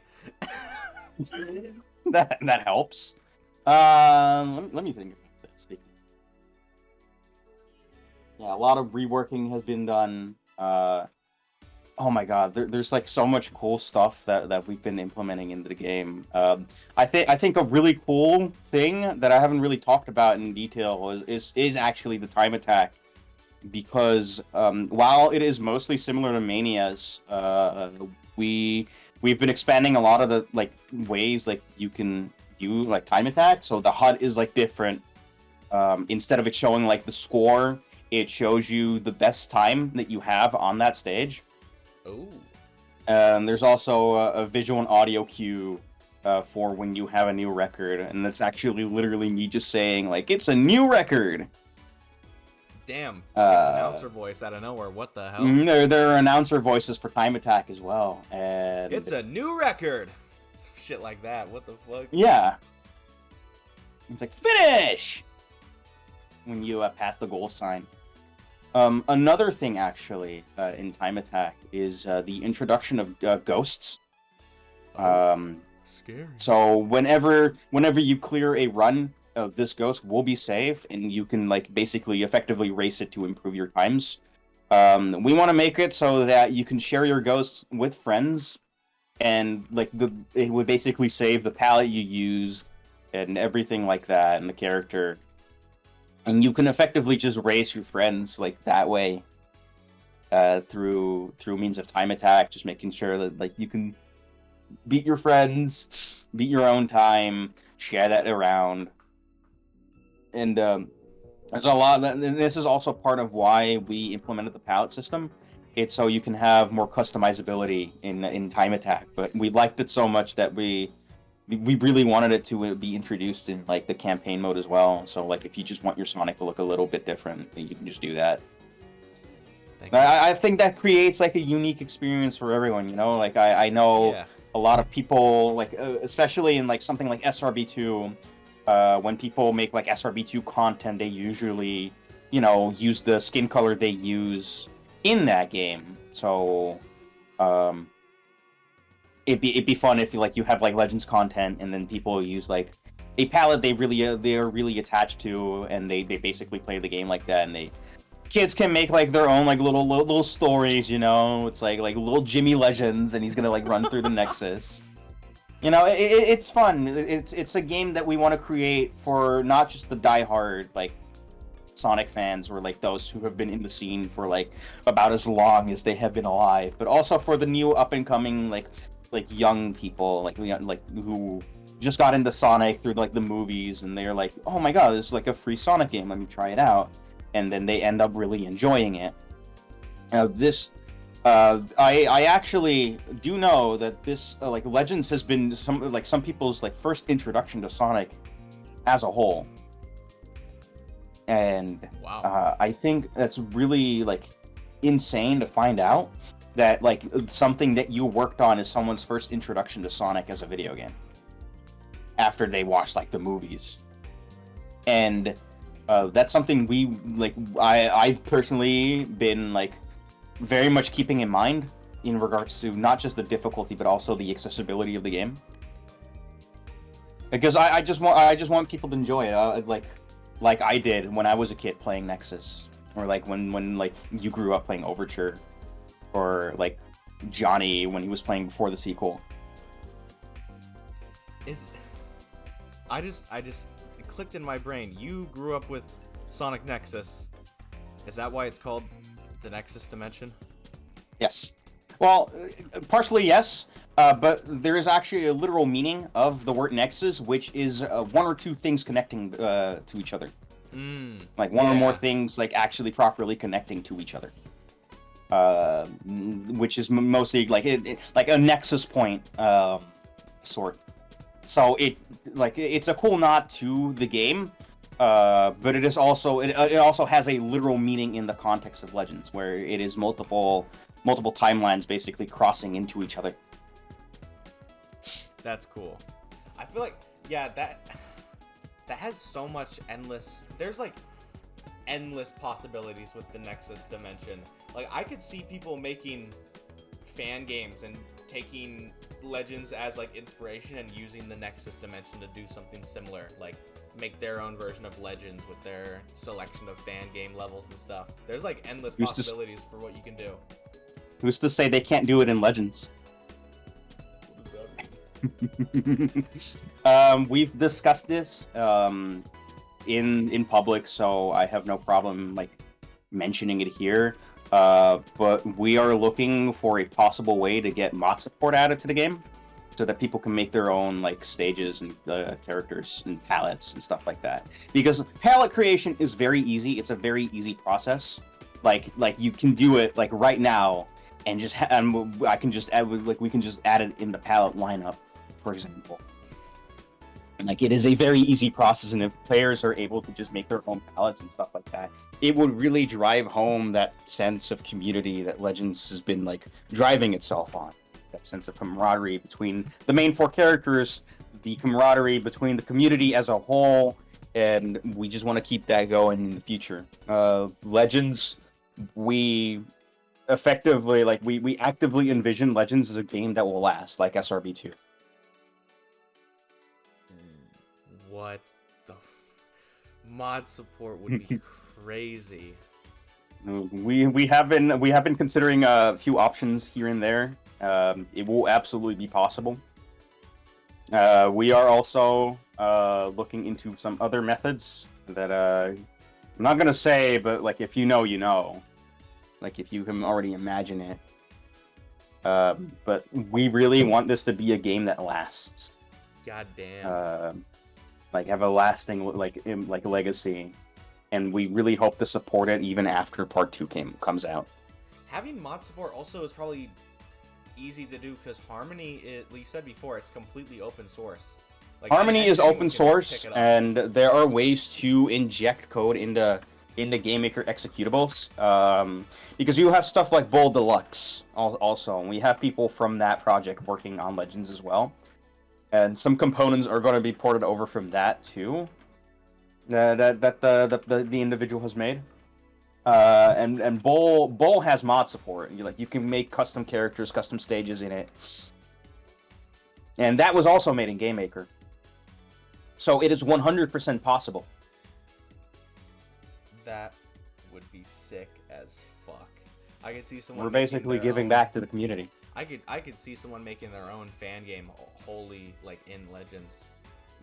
They can, and if they think Legends is too much, we've also been considering on ways to have your mod projects be ported over into the Harmony framework directly, so you can just continue on it without having to use Legends. God damn. Holy. Yeah, Legends is gonna be like a revolutionary thing for the fan game. Like, yeah. I've seen Harmony as like a whole. I've been in the Ultra Ring server for a while. I've been a lurker. I've just been watching. I've seen like the whole project like showcase channel, how people are already using Harmony to make like just a bunch of fan games. I saw someone's remaking, I think, Sonic before the sequel. That was after the sequel. After the sequel. Yeah, it was like after the sequel Rebirth, with like in Harmony, and it's got like a whole new style and everything. I was like, dude, this is crazy. And if you have a problem with Harmony, you can just go into Ultra Ring like, guys, how do we do this? And people are like, oh yeah, you do this.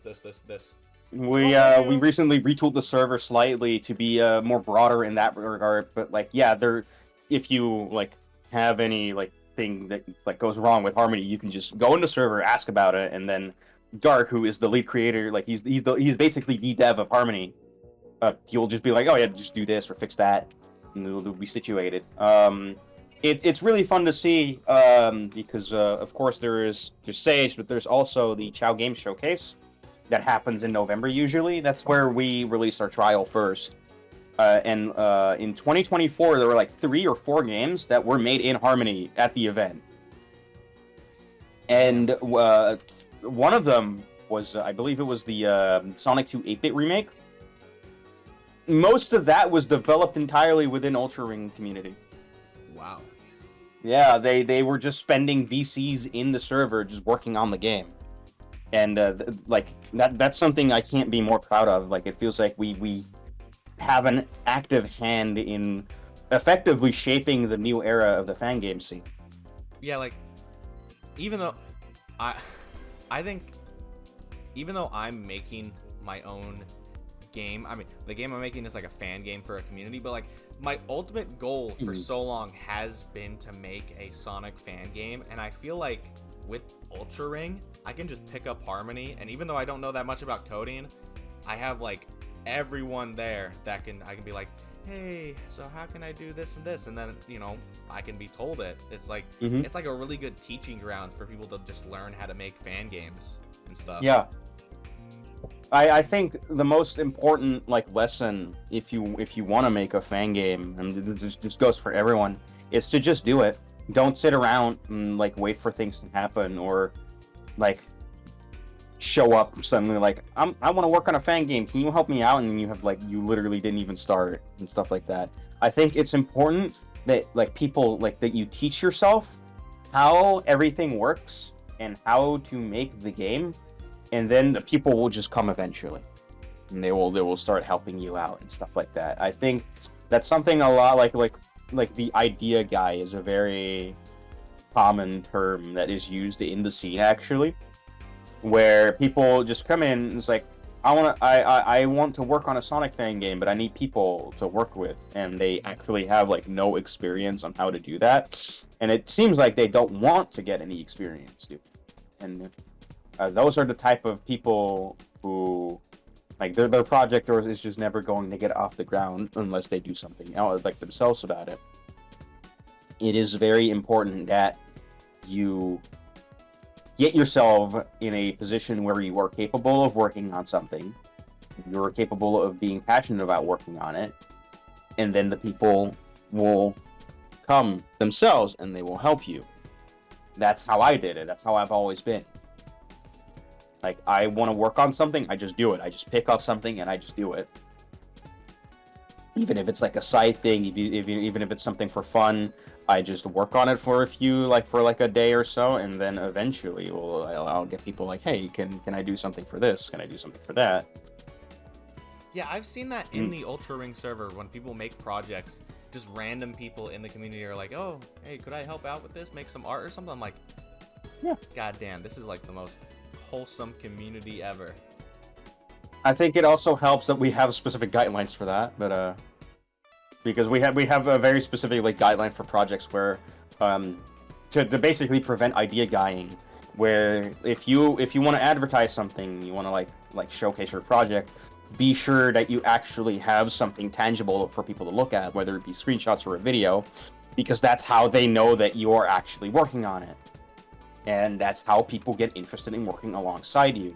We're basically giving you these guidelines so that actually ends up helping you in the long run by having more people involved in your project.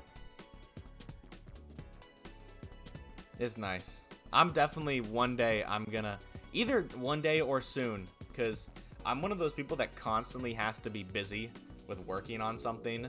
Like, I always have to be doing something or something, so, and sometimes there's moments where, like, game dev is, like, dead, so I might honestly try to pick up Harmony, and try to do stuff, because my main thing outside of YouTube is I do, like, pixel art and stuff, so I already got that under my belt.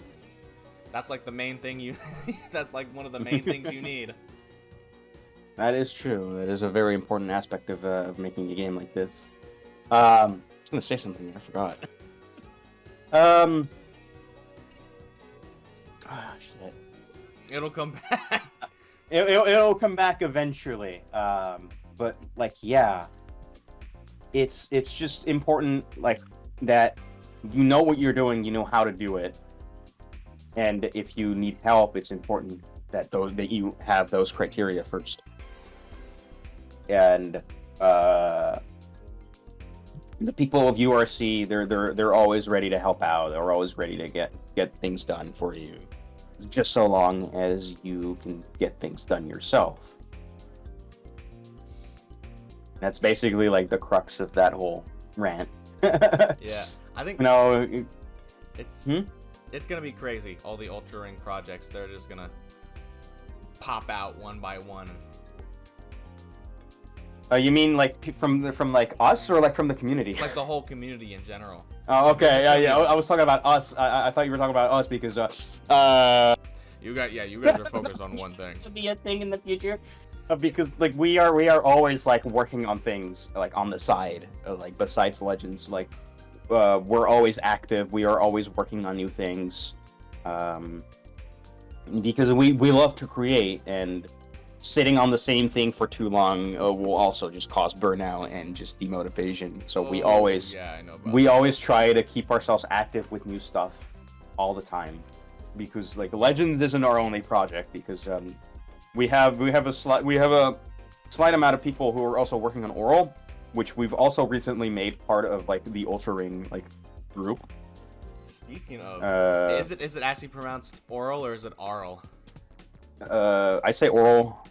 Aural can probably work as well. It is sound based, so like it's whatever. I think it's funny that you mentioned Oral, because I am planning on making a Sonic Oral video like soon, like very soon. That's like on the list, and I do have an interview with Dark lined up for that when I make the video. Oh, my boy Dark.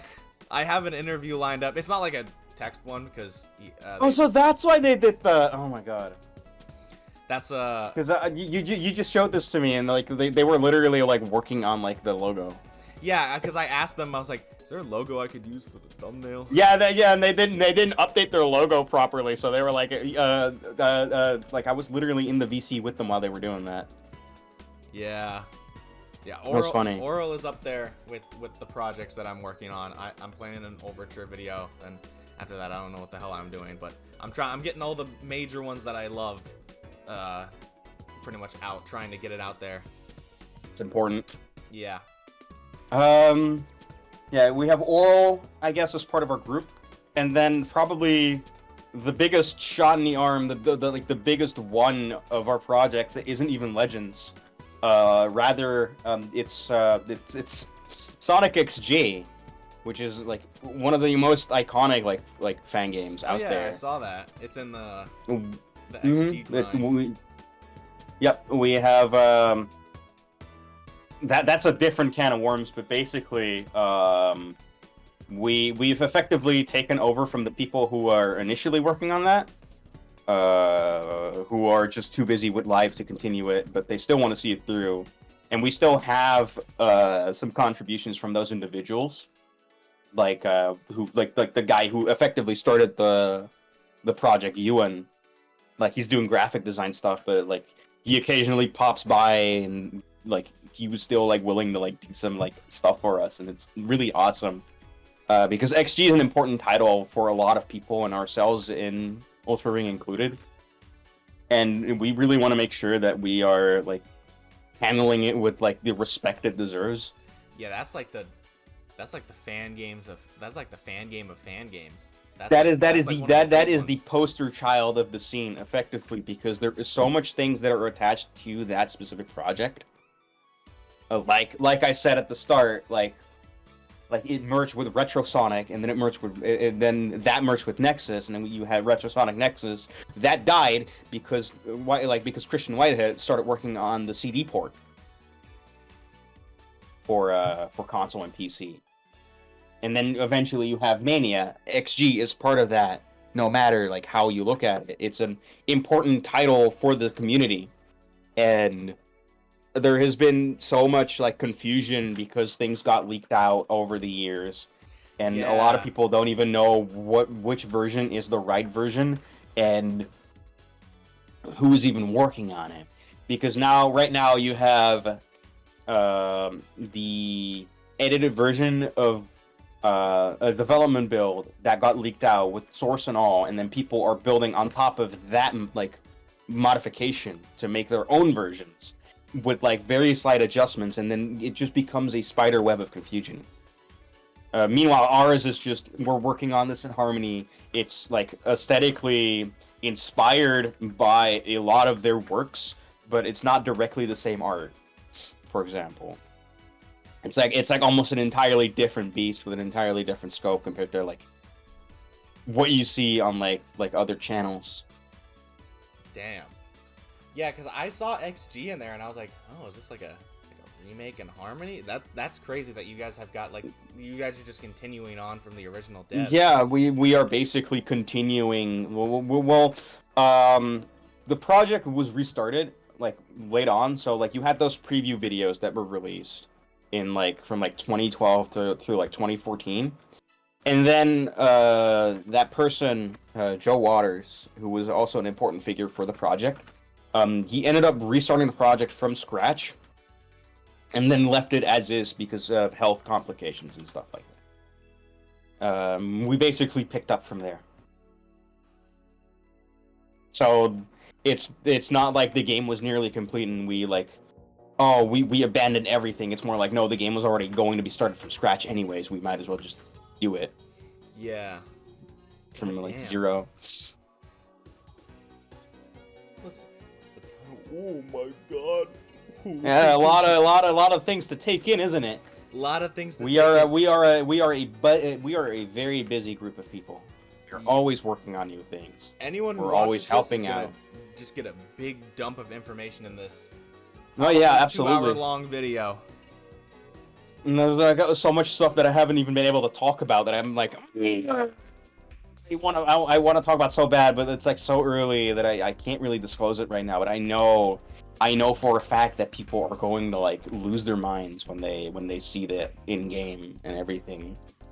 Like Legends is a project that it's very important.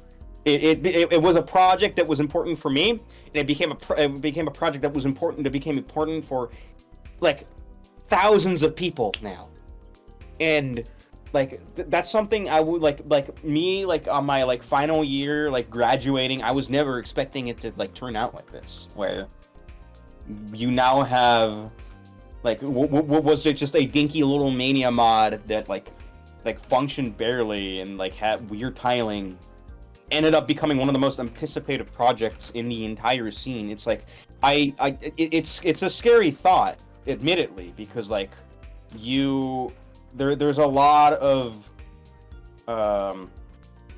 what's the word I'm looking for? There's a lot of like expectations that you can't always meet, and there's also just the important thing of staying true to yourself, you know, because we are now working on a project that a lot of people know in the scene, and it's so easy for people to take advantage of the position they're in to just gloat about that. And I've never been one to do that, thankfully. But there have been people in the past who we brought on that kind of went into that direction, which is really unfortunate. And it's something that like you just like it's never been about clout for me. It's just been about us making what we want to make, and then people kind of just have the same like type of tastes, and it just lines up. Like I remember when Trial came out, one of the videos that someone made like a video about it. It was just no commentary. It was just gameplay. And then I read one of the comments, and there was this guy who, like, he saw Panic City. He played Utopia growing up, and he saw Panic City suddenly in Legends, and he popped off so hard that he literally teared up from that. And that's the type of stuff that I love seeing the most, like seeing people's reactions to certain things being in the game. And from like everything we've been working on, from like the main campaign to anything else beyond that, I just cannot wait to see what people have to say and think about the game. Because because Panic was like the wild card. It was like the obscure pick. Yeah. Because there are some stages that are like pretty obvious picks, and then there are also some that are like, what is this? Where is this from? Like one might say, and then the other's like, holy shit, that's fucking Bronze Lake from Project Metrics. I haven't seen that in like eons. Shout outs actually, like to Stealth, because it was thanks to like the Crimson shift that we actually got Bronze Lake in the game, because Stealth found out about the project through that, and he was like, oh, it'd be cool if you guys put like a metric zone. So we decided on Bronze through Stealth. Bronze Lake is one of the... I did see Project Metrics. Bronze Lake is like one of the original, like one of the only original zones, I think, in the build. And then there's test zone. It was in the latest build. It was actually a Knuckles exclusive stage. because Knuckles would have his own campaign and metrics, but obviously we made that like an everyone thing. I think that's my favorite thing that fan games do. I hope Legends does something like that, but I just love it when Knuckles gets exclusive stuff, because he plays a little differently from all the characters. He's got the nerf jump. He can glide, climb, explore a lot more. I think that's I know there's a couple fan games that literally just straight up give Knuckles like exclusive levels. Like, I love that. Yeah. If you've seen the November trailer, Knuckles was running around a different part of Sunrise Gate. Yeah, I saw that. The background was completely different. I was like, Knuckles? That's exactly what you're describing right here. Knuckles has his own act. Yes! Yes! Knuckles, like Sunrise Gate Act 1 is a completely different for Knuckles. And that's mainly just because of the fact that like the main act just doesn't work for him at all, because Sunrise Gate is a very Green Hill adjacent stage where most of the emphasis like on the stage, like most stages have like gimmicks or stage mechanics, but for Sunrise Gate it really is about the player and getting a handle on rolling. So that means that like most of the stage is going in a downwards motion, which doesn't really work for Knuckles. Yeah. He can't really utilize any of his abilities, so we gave him his own act that goes like slightly upwards instead. And Sunrise Gate Act 2 kind of like continues that, where you're mostly spending your time going downwards for slope jumps. So you go down and then back up, and that works better for Knuckles and That's nice. That's nice. And there are gonna be more points in the game where there are character exclusive like routes, and for some instances acts as well.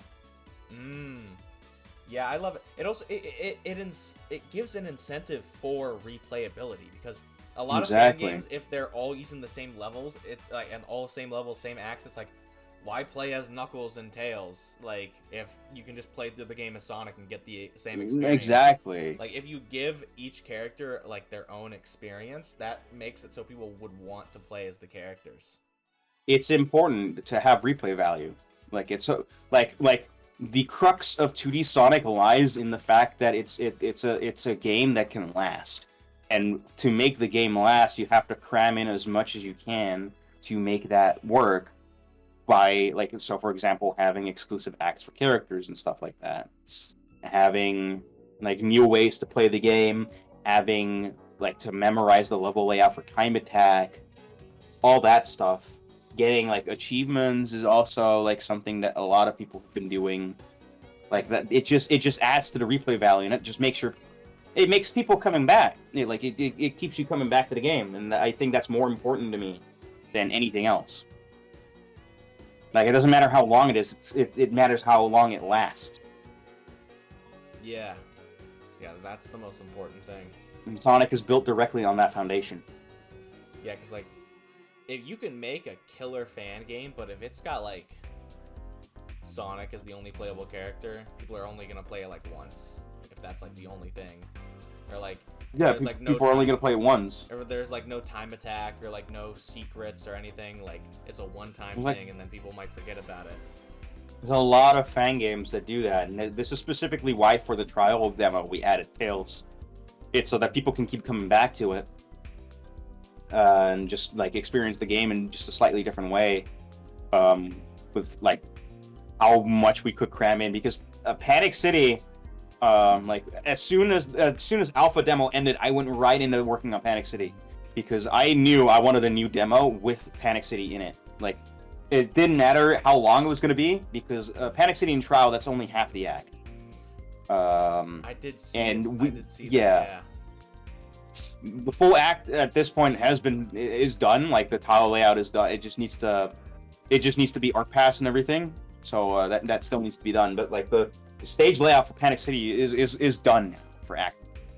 And I think it was I locked in so hard to get that done in time for CGS that year, because I think it's important. Like, people always joke about the one zone demos, you know, like, oh, here's this cool game, oh, it only has one demo, oh, it's canceled now, oh, I didn't really get to experience much of that because the game is like dead. because the developer lost interest, or they don't have time to work on it anymore, stuff like that. And it's like, you know, I wasn't like, I'm not satisfied. I was personally just not satisfied with leaving the alpha demo as is, and then spend another year like working on like a small portion of the game. So I was just like, you know what we're doing?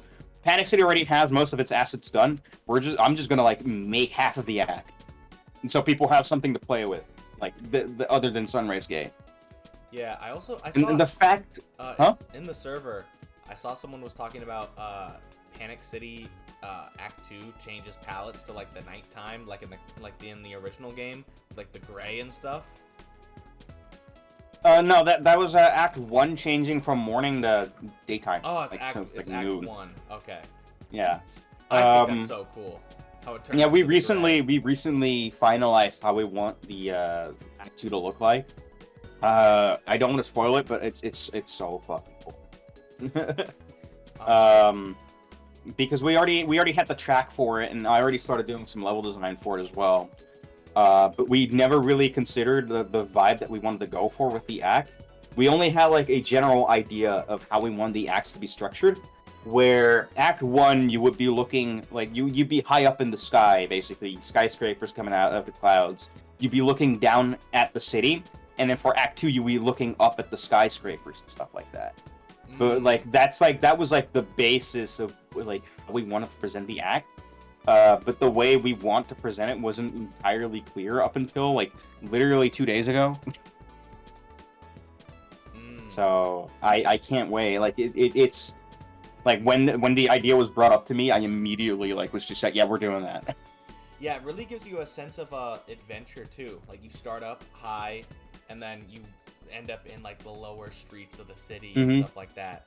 It also gives like, and then you could add more graffiti and stuff because you're in like the city depths. Yep, and there's also a lot more things we want to add, digital boards that like show more animated information about where you're at and weather conditions and stuff like that.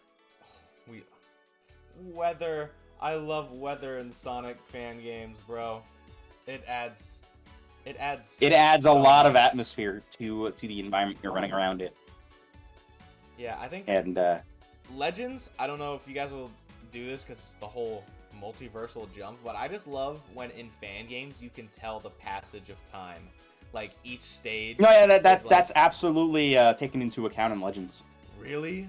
I didn't think that would happen because you're like going because like I mentioned, Panic City is a stage like it starts out in morning, so you can probably assume that the stage beforehand, like the act you played before Panic City, takes place at night. So you can probably infer some thoughts on what that might be just by that description alone. That's really. I just love it. I love it when fan games do that because it gives you a sense of time. Like, okay, we've been on this adventure for a while. We've seen multiple days pass. Like, it's been night and day, then night and day. Like, right. And it's just really important to get that feeling out. To like, it just makes the game feel alive. We've been working on getting a lot of the stage art updated so that things look a bit more realistic-ish, making sure that things are properly like have a proper sense of place and scale in the environments. I love that. And that also includes changing the color palettes a bit to make them a bit more realistic and all that stuff. I love that stuff. That's little details like that. It's great. Mm-hmm. I think I've only seen that in fan games, because even in official games, sometimes it'll be like bright day outside, the next zone is like pitch black, nighttime, the moon's out. It's like, how long did it take to get here? Well, like, 3 was gonna like play around with that, but then they changed the zone order a bit. Yeah. Which is unfortunate. That's nice. I'm glad you guys are doing that for Legends. Oh my god. There's so many tiny little details. I love, also, I didn't get to go into it in my video, but all the different little graffiti and little signs in Panic City. Yeah. Whoever there's like drew the cool S, I want to give them a hug. I think it was actually Dark who drew the S. Dude, because we were watching Joel from Fine Sauce with like this Windows XP destruction, and he made like the S symbol. We were just thinking about that all day, so I was just added in. The cool S is classic. God, and then also, no one has pointed it out, but I pointed it out in the video. What the fuck did Kix do to already get wanted in the Panic City universe? He already has a wanted poster. Who knows what he did? Probably tax evasion. It's probably worse than tax evasion, bro. I wouldn't doubt if bro just like pushed someone off a building for fun. Yeah. Maybe something. I don't know if that's something he would do, but like it'd be funny to think about. He's a menace. We need a J. Jonah Jameson version where it's just give me pictures of Kix. That menace. That menace to the Nexus. I hate him. That's me. That is my cat. You have a cat? I have a cat. It's a black cat. Yes, I love cats. I have a cat too. He's a gray fat loser, and he hates me. Not really. He's just an asshole. My mine loves me, but she pukes all over the place. Mine, he's old. Like we've had him since 2013, but he still acts like he's 2. He's weird. He's a weird cat. God. Oh yeah. Was there anything else? Because we were talking about the day-night stuff.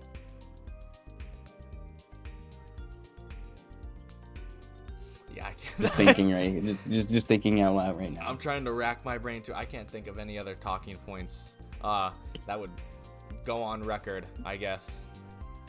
Because I mean, there's definitely some stuff I want to talk to you after the recording. I want to show you some of the stuff that I'm working on with the Galactic video because you seemed interested. Yeah, I'm pretty interested. I do have a lot of background on this right now.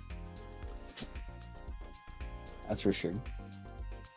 I mean, honestly, if that's it, like, I think that's it. I think that's good enough, because let's look at the recording time. 2 hours and 17 minutes. Oh, my God. That's a lot. That's a lot of... This is longer than my moon facility video. I guess if that's it, do you have any closing thoughts? Any things you want to shout out? Stuff like that? Yeah, I actually do. I want to shout out everyone in Ultra Ring right now. So that's going to be a long list of people. Wingus Dingus, Dave, Joshy Flip, Nick, Nif FM, Pebble, Shane, Sahane, whatever.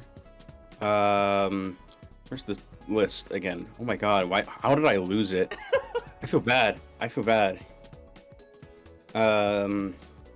Nuclear, Usagi Dude, Chop, Flapper Ultra, Beta Nexus, Snack, KGL, Loop Player, Misty, obviously, Oct, Seneko, Nate, Bio, and Dayon. Those are the people most active in the server working on the game with me, and their help is more than appreciated. Shout out to them. I know massive shout outs. I know a couple of those names. Misty especially. Misty's cool as hell. Misty is absolutely cool as hell. No, there are a lot more names in the credits, but those are the people that are currently working on the game with me, that are currently part of the team. I want to give a shout out to everyone in the Ultra Ring community server. We have our Discord links on our Twitter. You can find it probably in the description of the video as well. Yep, I'll put it down. We are always open for new people, up and coming game developers, people who just want to talk about our projects and anything in between. 13 plus, obviously, but yeah, cool tight knit community, gets a lot of projects done. We hang out in VC sometimes in there as well. Lastly, I want to thank you for having me on. Oh. Yeah. It's been for making the first video. That was really awesome to see. Thank you. I really appreciate the compliments on how good it was. I mean, the main reason why I made that video to begin with is because every single Legends video that I've seen either just talks about the gameplay or it's just nothing. No one has done any or no dives. commentary. This is probably one of the first ones of its kind that actually like actively, discloses what the game is about, and from someone who has been seeing and witnessing the scene for a while. It's really cool to see that there's a proper video from someone with that kind of perspective. Yeah, I've been watching from the shadows for a while, but it was finally time that I actually started making videos like this, getting my opinion out there. Good time you did. Good time you did indeed. I want to thank everyone for just watching us ramble for 2 hours, and for just playing the demo, for your support, continued support in the project, and we have a lot of plans. We have a lot of things that we still want to show off this year, and we are, in fact, still. I mean, I was doing it right now, working our way towards part 1, and that's only the beginning. Chapter 1. Woo! even my cat is happy about that. Yeah. Even my cat was she was like meowing when we were talking about that. You really like Legends Part 1, don't you? You want that to come out as soon as possible. Well, tough luck, buddy. we're gonna have to work some stuff out first, and we can continue. It has been a pleasure talking to you. I was so nervous in the beginning. I was I get that. I think most people would be nervous if they just came up to someone. I'm a pretty chill guy in that regard. Yeah, I was like, holy shit, the lead dev wants to be in an interview. Me to interview them. What the fuck? What do I do? What do I do? What the fuck? I got a plan for this, but no, it's been chill as fuck. Yeah. Nothing needs to be overly professional and stuff like that. We're just people at the end of the day. Yeah, we do our own things. We have our own way. That's how we roll. It's been probably 2.5 hour yap session, pretty much. Yeah, it could have been 4, but I think my computer would explode if I try to render it. I have to edit this afterwards. Vegas is gonna. Vegas will not like it. I'm probably, knowing me, I usually like to edit in servers. Maybe I'll hop in the Ultra Ring server and just edit while in the VC or something. Who knows? Oh, you can do that. I can probably announce it and stuff like that. It's hey. I am gonna. This man Flames here is gonna work on the interview. I'm making a lot of videos on Ultra Ring projects, so it's nice to see that people love the stuff. Well, yeah, it's been a pleasure having you here. But yeah, I guess that's the end of 2.5 long hour yap session. I hope people are still around for that. Yeah, hopefully. maybe they already fell asleep in the middle of it. I have an idea. Hold up. All right. We're gonna get Are you fine with loud? Sure. Okay. Hold up. If there's anyone falling asleep to this, hold up. Wake up! Wake up! Oh, that's gonna wake up someone. I'm sorry. I'm sorry for this. I apologize. You had to wake up like this. Go back to sleep. Get yourself some more and go back to sleep at 3 in. Oh yeah. That's gonna be me, by the way. That will be me. Yeah, even though it's coming up, you hear me yelling, "Wake the fuck up!" Oh shit. All right. Well, yeah, I guess that's the end of this video. I have no idea how to end it, so fucking goodbye. See you whenever. Follow us on Twitter and stuff like that. Yeah. Join their server. Bye, viewers. Fuck. What the hell is my outro again? See you whenever I upload. If I upload, I am still working on the Sonic Galactic video. Please be patient. Please be patient. Please be patient.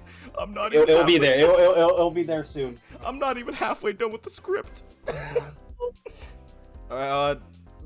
Yeah. I see ya, everyone. Bye, everybody.